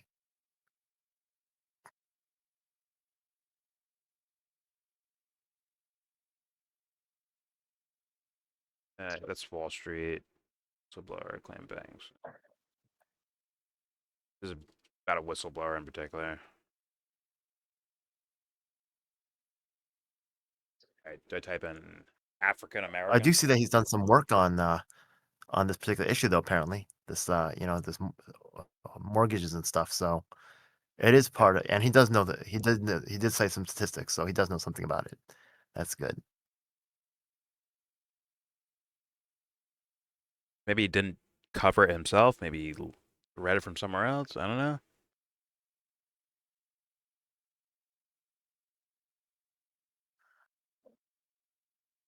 Yeah. I'm sure he did some work on that, but maybe not in particular. Right, here's yada yada. Maybe he didn't do it So what I like directly to hear, right, himself. is What, like I hear like a lot of these bigger, broad concept ideas, like it's in a classroom, but I like to hear specifics. Like my co-host Lisa, who I work with from Los Angeles, she actually worked with people that were being kicked out of their homes. So she worked on the mortgage crisis in Shout that out to Lisa. specific way, right? I'm not saying that she perfectly knows that field. She only knows that one particular aspect of it. But when Ryan Grimm's actually brushed up, and he didn't mention like specific things, right? He's like, oh yeah, like look at the loans, the blacks are paying higher loan rates, and that's true, right? But I mean, from what I've heard as well too. I don't know. He never, if he could talk specifically about where he's actually interacted with these things, that would be helpful, right? But these specifics are lacking, and that's just maybe he just doesn't choose to talk about it. But that to me shows someone who's not directly had hands-on experience with it. Okay, fair enough. But that's if you smell if you read the room and the context of the conversation that's happening. I don't think you would expect that unless Matt Walsh brings a counterpart. Like, where'd you hear that at? Can you tell me where you got that from? Right. But instead, it's more of Ryan Grimm prosecuting Matt Walsh, right? And there's a lot not being considered just by those simple statements. Is it a higher risk area that it's going to take more of, like, for a bank to want to give a loan to somebody that wants to live here? Okay, so why would the bank want to do that versus a wealthier neighborhood? But that would lead back to his point. Obviously safer. That would lead back to his Well, point. no, that would it's the conditions that are there. What it would lead to, is the fact that it's riskier to invest into a poor neighborhood for more reasons than just race. All right, fair enough on that, but it's going to feed back to his point anyway. You're going to end up in the same loop of argumentation because you're saying the conditions are like that because of past racist laws or whatever the fuck. Like, so it's like almost Right. like creating the shitty situation and blaming them for being in a shitty situation. Kind of like Haiti, actually. So it's basically the ghettos are white people's fault, and you're never going to get away from that. I don't know if he says white people, but he says systemically. If like, I'm trying my best to argue from Well, Ryan what Grimm's do you think perspective. they're saying? What do you think they're saying systemically? Saying the white people are at the top of the fucking food chain, and the black people get fucking scraps. That's what he's saying. I would think he's saying like That's what they all mean by systemic. Dumb. Like, please put your fucking thinking cap on for a fucking second. Holy Christ! Like, do some actual analysis. I beg you to. I beg you to do some analysis. That is an analysis, you dumbass. You Holy dumb fuck. That is an analysis. Anyways, it's a simple one. I'm sure Dubster, if you walked up to Ryan Grimm and say, "Hey man, you blame me for this," he'd be like, "No, not you. These guys over here." If I had to guess. Oh, okay. But no, not you. It would name, but these guys over here that have wealth and power. Those guys. Yeah. I think he would say that as an answer. Or do you disagree with that, or please educate us? Oh, he's gonna name every plantation owner and track all the hereditary descent from there, and then not. I don't think he's gonna go with descent. I think he's gonna go with these guys made laws and these guys were acting this way. Once again, I can't speak for Ryan Grimm. I'm just guessing what he would do. It all comes from slavery. That's right. It all comes from slavery is what he started with. So the fact that white people did slavery, so then the white people that didn't do slavery, he's going to find out all names on both sides of that and then fucking make the white people that he didn't say anything about making families pay up. I don't think he's talking about families paying. I think he's saying, like, these lawmakers in these time periods were doing this. Thus, those guys are responsible.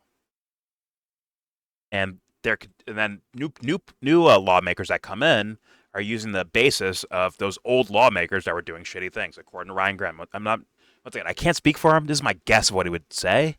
It's my crazy, wild guess that you'd end up probably stumbling over, Dubster, honestly, because I don't think you're thinking too much about this, honestly. But go ahead.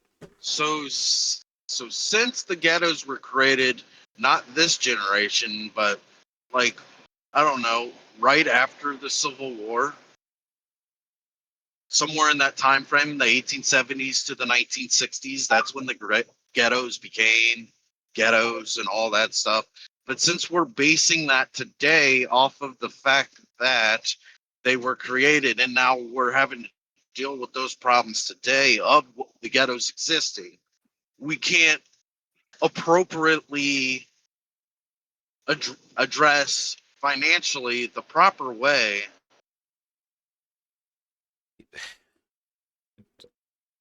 what kind of loans should be given in the ghettos.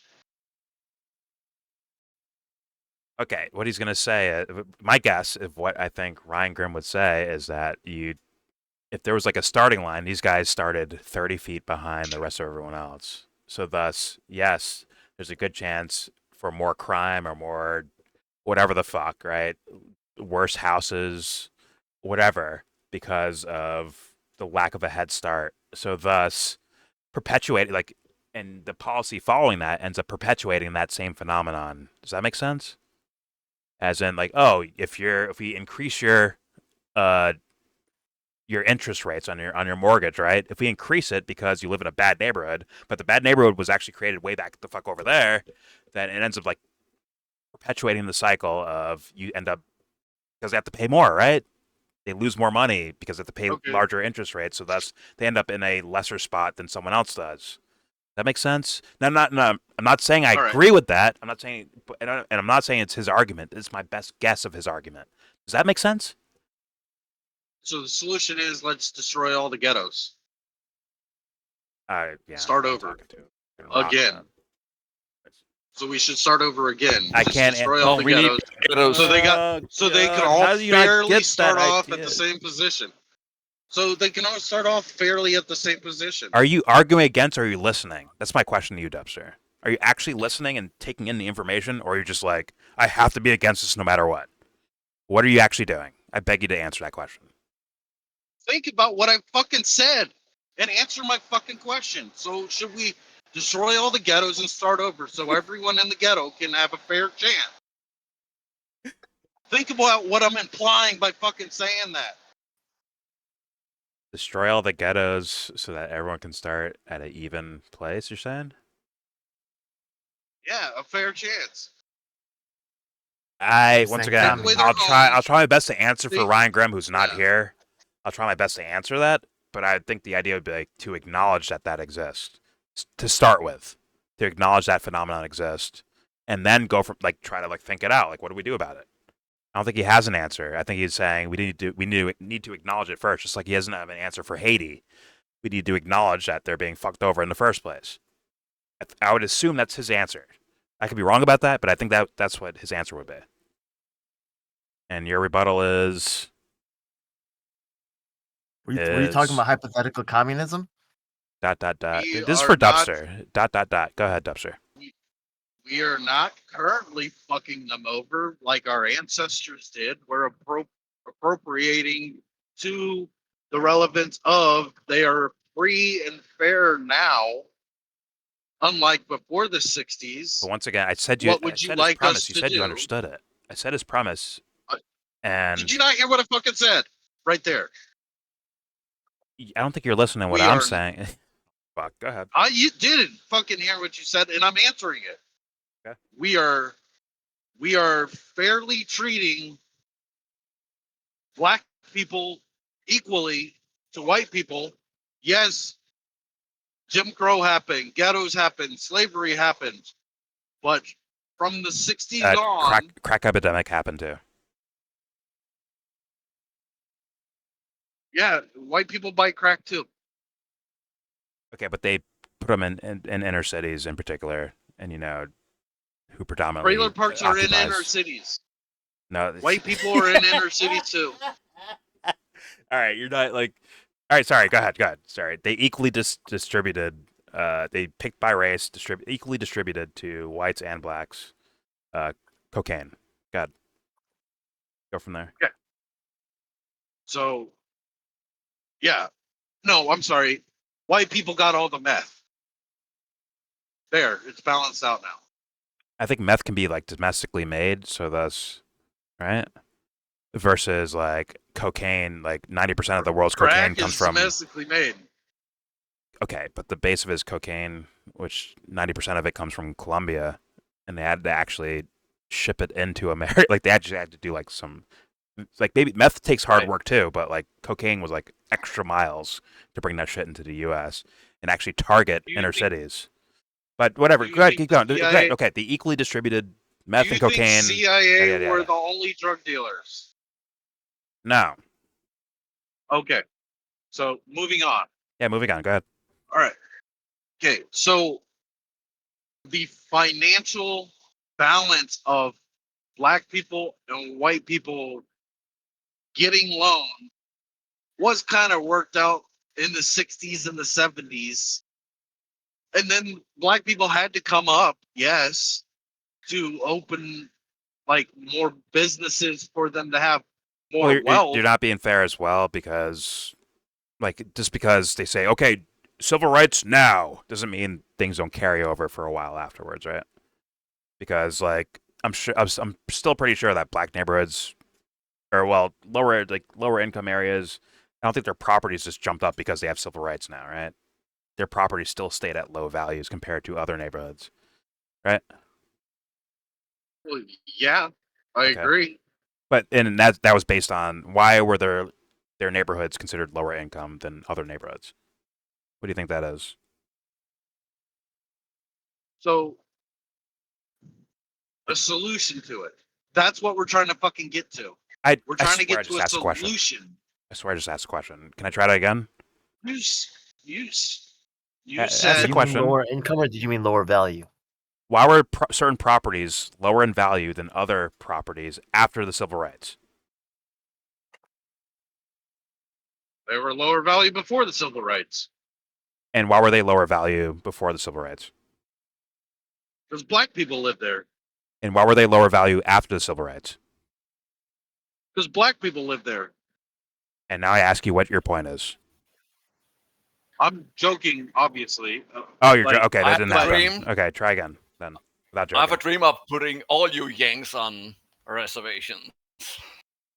Okay, I own so the reservation. what you said Go ahead. was where I was going with this was the fucking journalist. You said, "What's his point of a solution, or how to address it? Acknowledge it first, and then like help the scenario."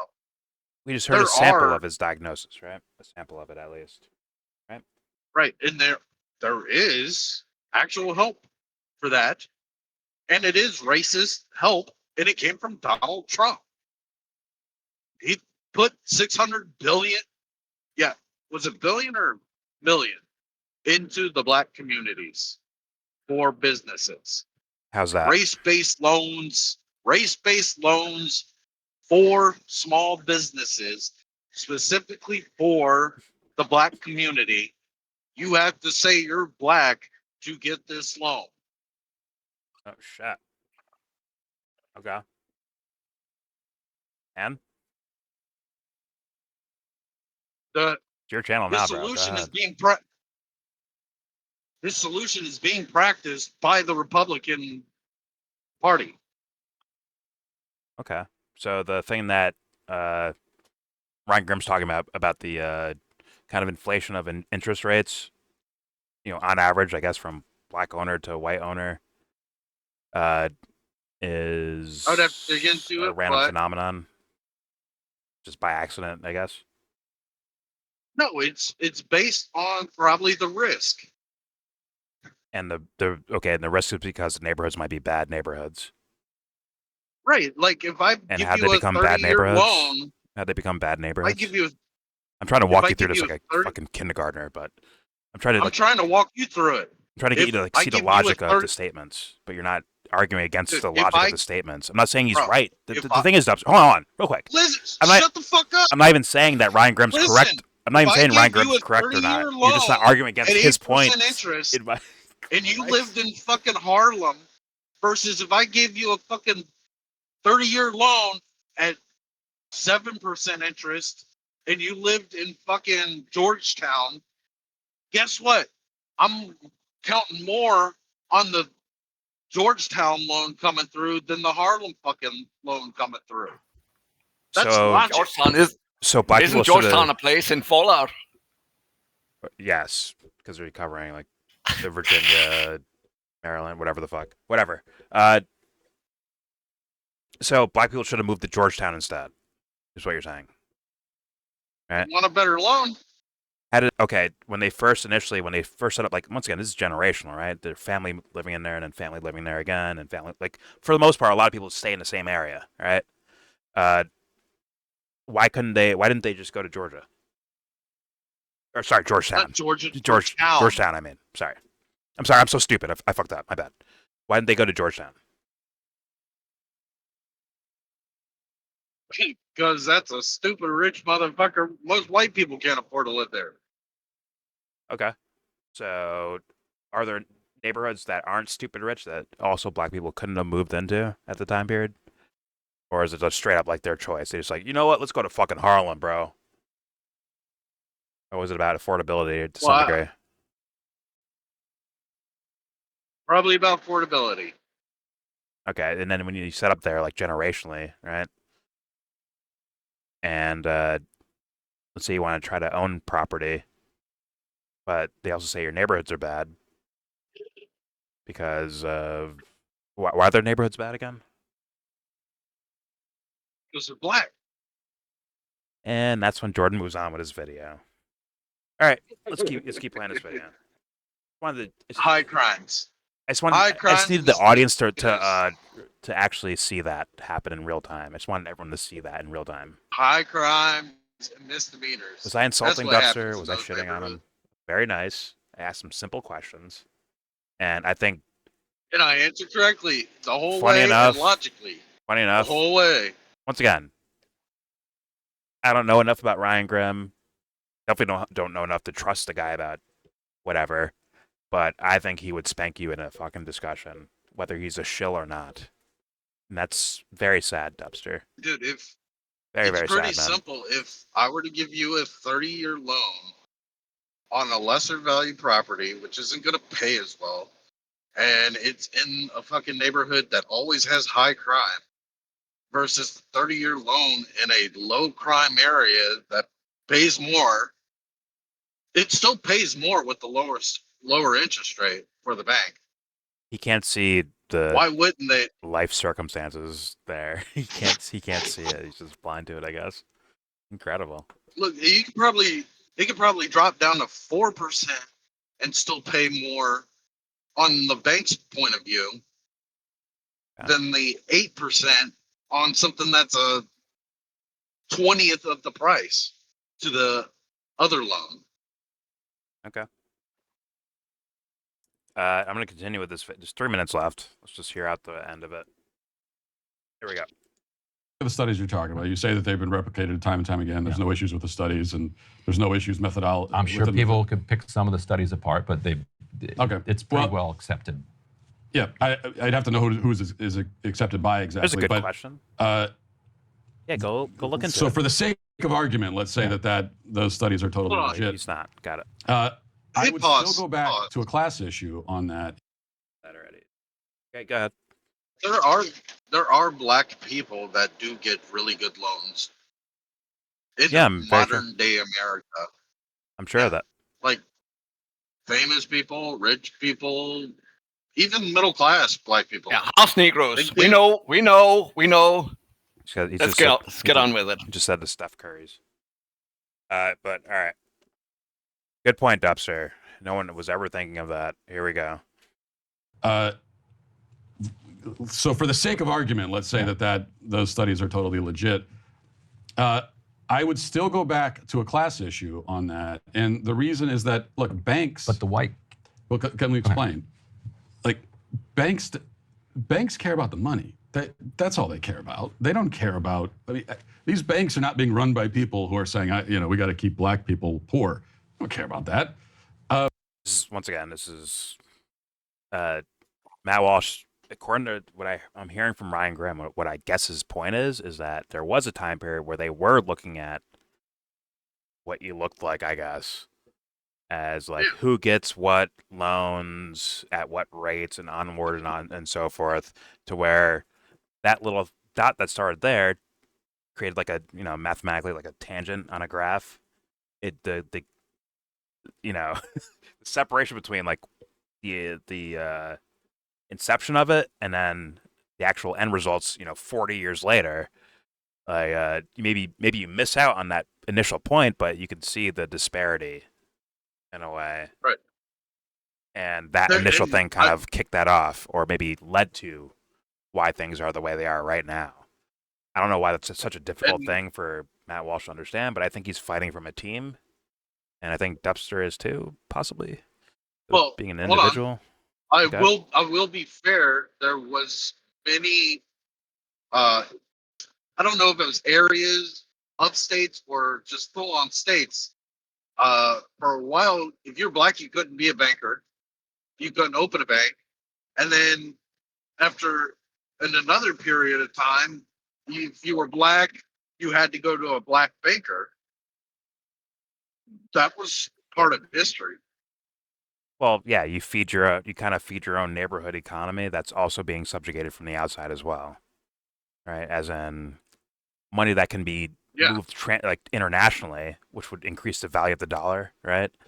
Especially like your dollars as an individual. If you have business that can ship to fucking overseas anywhere, that means you're making pretty good fucking money, right? That means kind of like your dollar is more valuable than someone else's who's just stuck in neighborhood mode, right?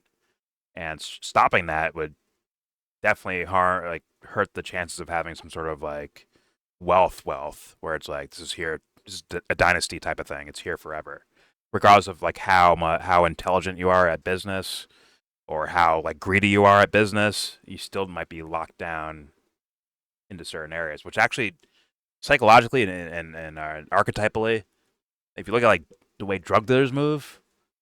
A lot of these guys are very slick. They're very like these banker dudes or Wall Street dudes, like very slick thinking business wise, right? And they'll do whatever. Just like Monsanto will sell you fucking cancer-creating poisons and say it's all good. Don't worry, you can drink it, right? Like Roundup. Like these guys do the same thing. Like, oh, this drug's perfectly fine. It kills someone the next day, right? They're doing business, but on that level. Like, can I bring up Jay-Z? I think Jay-Z might be that example, right? If he was like a drug dealer, right?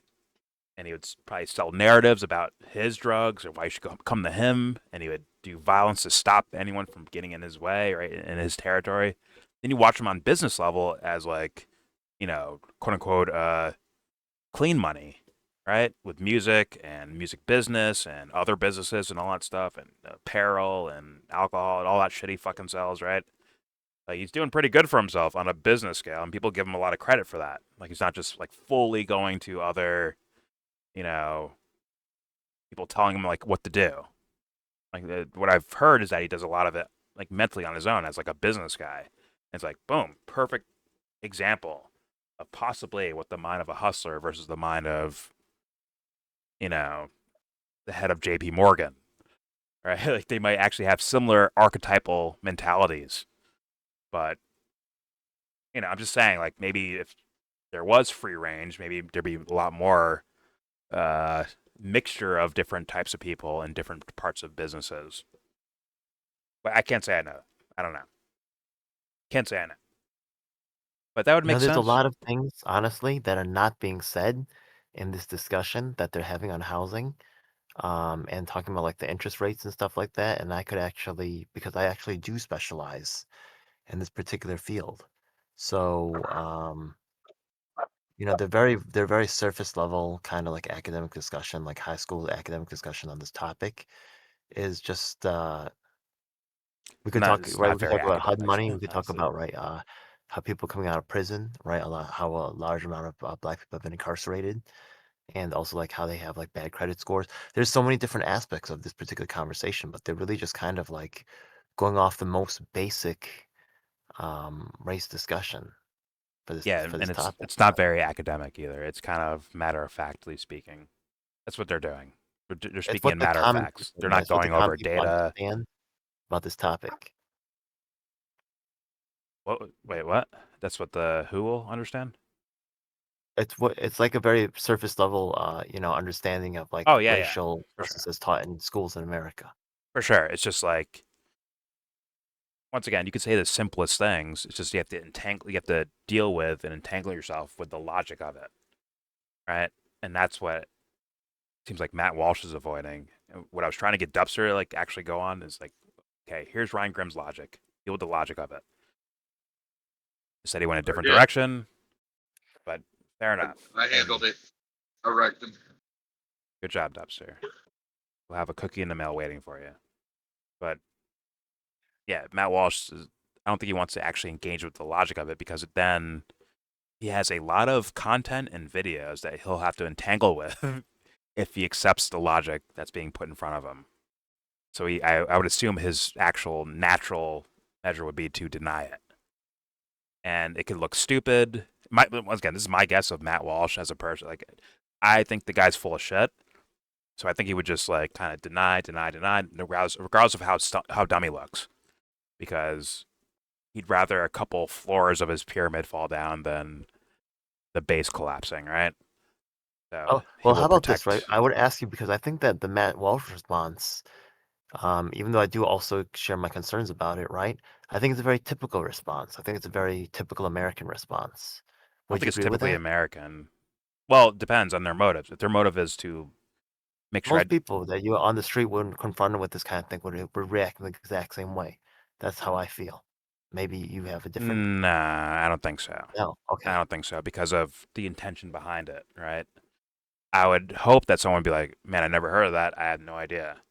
Especially on a topic that's not, thrown in front of their face all day and night, right? The topic they're talking about from gerrymandering to fucking Yeah, they're to kind of jumping Haiti. around. Sure, Then but now like they're talking about like bank loan, the interest rates. Yeah, what is this? bank loan interest, exactly. I think there's like less people are aware of the political answers for. They have personal experience of things, right? They'll say those maybe, but politically, they're not going to be equipped with the talking points that these guys have because they're probably not watching like that. And if they're watching mainstream news, they're not even getting them. in the first place, right? So I'd expect hopefully a genuine, like, I don't know, I never heard of that. Versus Matt Walsh, who says, oh, maybe you can show me the figures and I'll look at them later and I can decide whether or not I agree with this. Even though we're well aware that most likely Matt Walsh is not going to go over the figures and look through it. Yeah, actually, and let me show you just educate if himself I can on just any of it, example right? from my own Or personal here's- experience. Yeah, good. So the thing is that there's a place near Newburgh called what is it called? Newburgh, New York, right? It's the second highest murder rate in New York State history, right? And they're starting to clean it up, but they had environmental problems there. And the thing is that there's something called HUD. This is a federal program which used money to actually build homes in the area. Now, the water is actually causing cancer, right? But they got to fill the homes because they got federal money. So they're taking people who came out of prison, mostly black people, right? And they're putting them into this neighborhood. So they're becoming new first-time home owners, but it's actually all toxic and stuff. It's a big problem. Also, they're putting the, you can look this up on Wikipedia, not just Latinos, but actually Mexicans are the main ones that they're putting up there. So they're putting all the undesirables together in toxic, known or life-threatening situations. And this is not being discussed at all, right? Instead, we're just re-trotted out the same facts that we heard about in school growing up, but nothing's taught about what's actually impacting our real lives right now. It's all this very kind of academic discussion. I don't see this as academic at all, and I never heard any of this stuff in school ever. Okay. So I think you're wrong on two fronts there. That story sounds obviously important, but then again, this is where I would agree with Matt Walsh, where I don't think it's particularly race-based. I think it's, you don't have any money, then you're kind of an undesirable. And if you make it, all right, awesome. We'll accept your celebrity, your fame, your whatever you make money for. You're maybe a big scientist, a big athlete, a big musician. We'll accept that. Like, we don't hate you if you make it out, but we got to put someone there. And who doesn't have money? You don't have money? Okay, go over there. That's where I actually agree with Matt Walsh. Now, there was a time period where maybe they were looking particularly at race, possibly, or hey, if we have all these neighborhoods, we let this black guy live here in 1954, it's gonna fuck shit up. So you know what? Let's just keep that out of it. Which may not even be like looking at racism like that. It's more of like, this might go bad. Hey man, there's aliens that exist in the universe. We know about it. The government knows about it, but we can't tell you because you'll go crazy. Where they think they're mommy and daddy kind of terraforming the earth in their own mindset and own image. A lot of the pathology in government, in my humble opinion. But fair enough. Yeah, they did not go over that, Ed. But you did. Look at that. You got to on the famous YellBro channel. Congratulations. All right, let's continue. Here we go.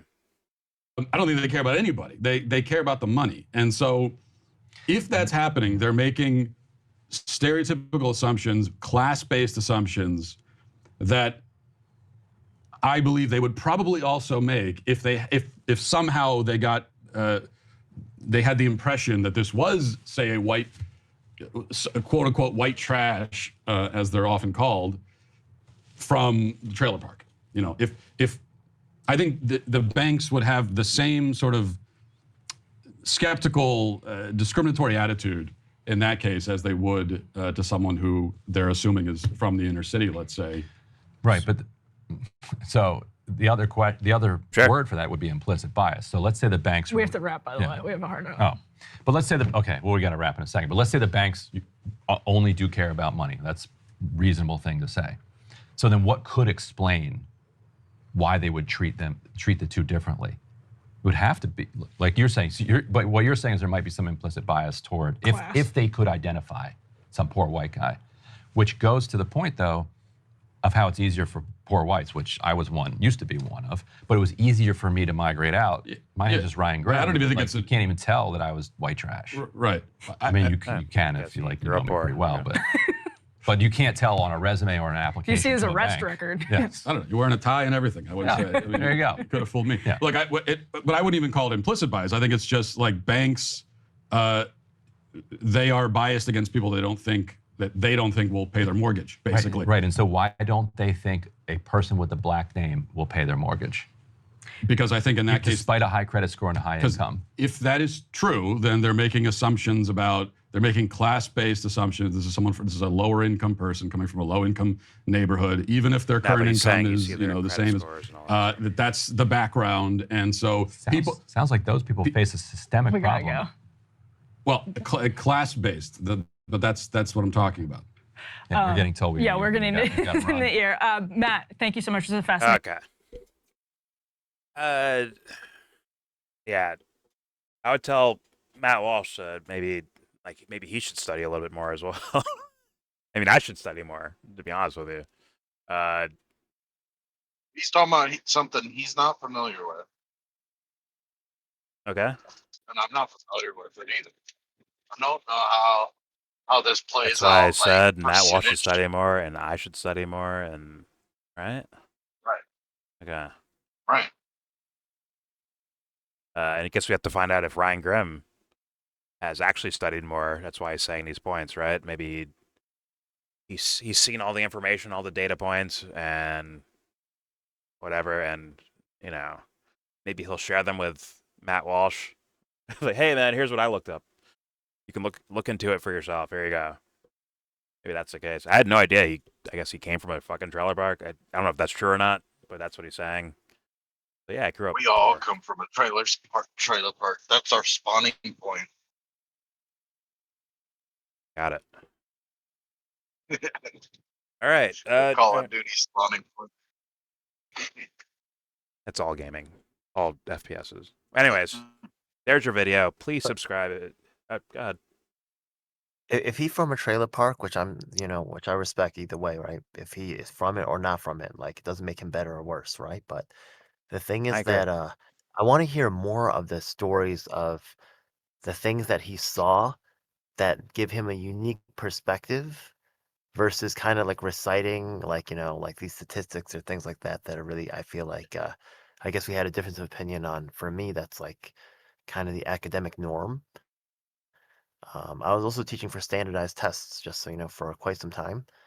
So I would actually teach my students to actually assume this political viewpoint when answering essay questions, because it would actually help them get better scores.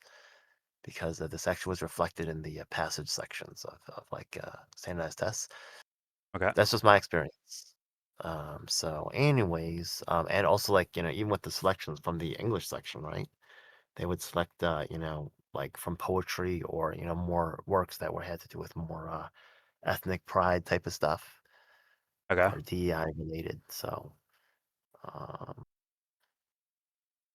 okay. So once again, yeah, like, just like sometimes, like, I've had like personal experiences with like these particular, loans or these housing type things. I like to also hear more of his own, right? How well, I was in the trailer park, so the trailer park next to me had this situation happen, and this like affected my understanding of. I never hear that from him, so it feels kind of just put on there. You know what I mean? Fair enough. I'm not. I don't know. Yeah, it would work better for me if he made those connections. Yeah, maybe, I don't know. Maybe he has a book about his own life. I don't fucking know. Maybe he's talked about it in depth in other places. I have no idea. But that'd be something people would be curious on, right? I think that's worthy of a question to ask. But either way, I'll leave it there. There's your video. Please subscribe if you feel like. Comment, agree, disagree.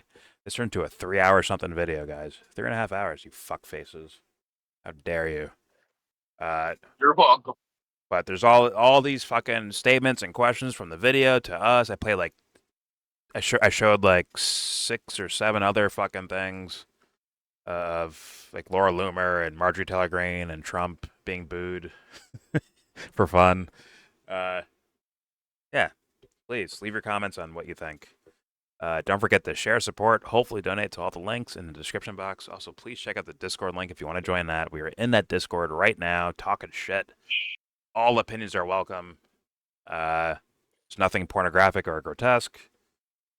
And as I said, everything I showed you in this video will be linked in the description box. So please observe at your own time, your own patience, your own volition. Do it if you feel like. And with all that said, please give this video a thumbs down. A thumbs down. I sound like early day Nick Fuentes. I sound like a news guy. Peace out.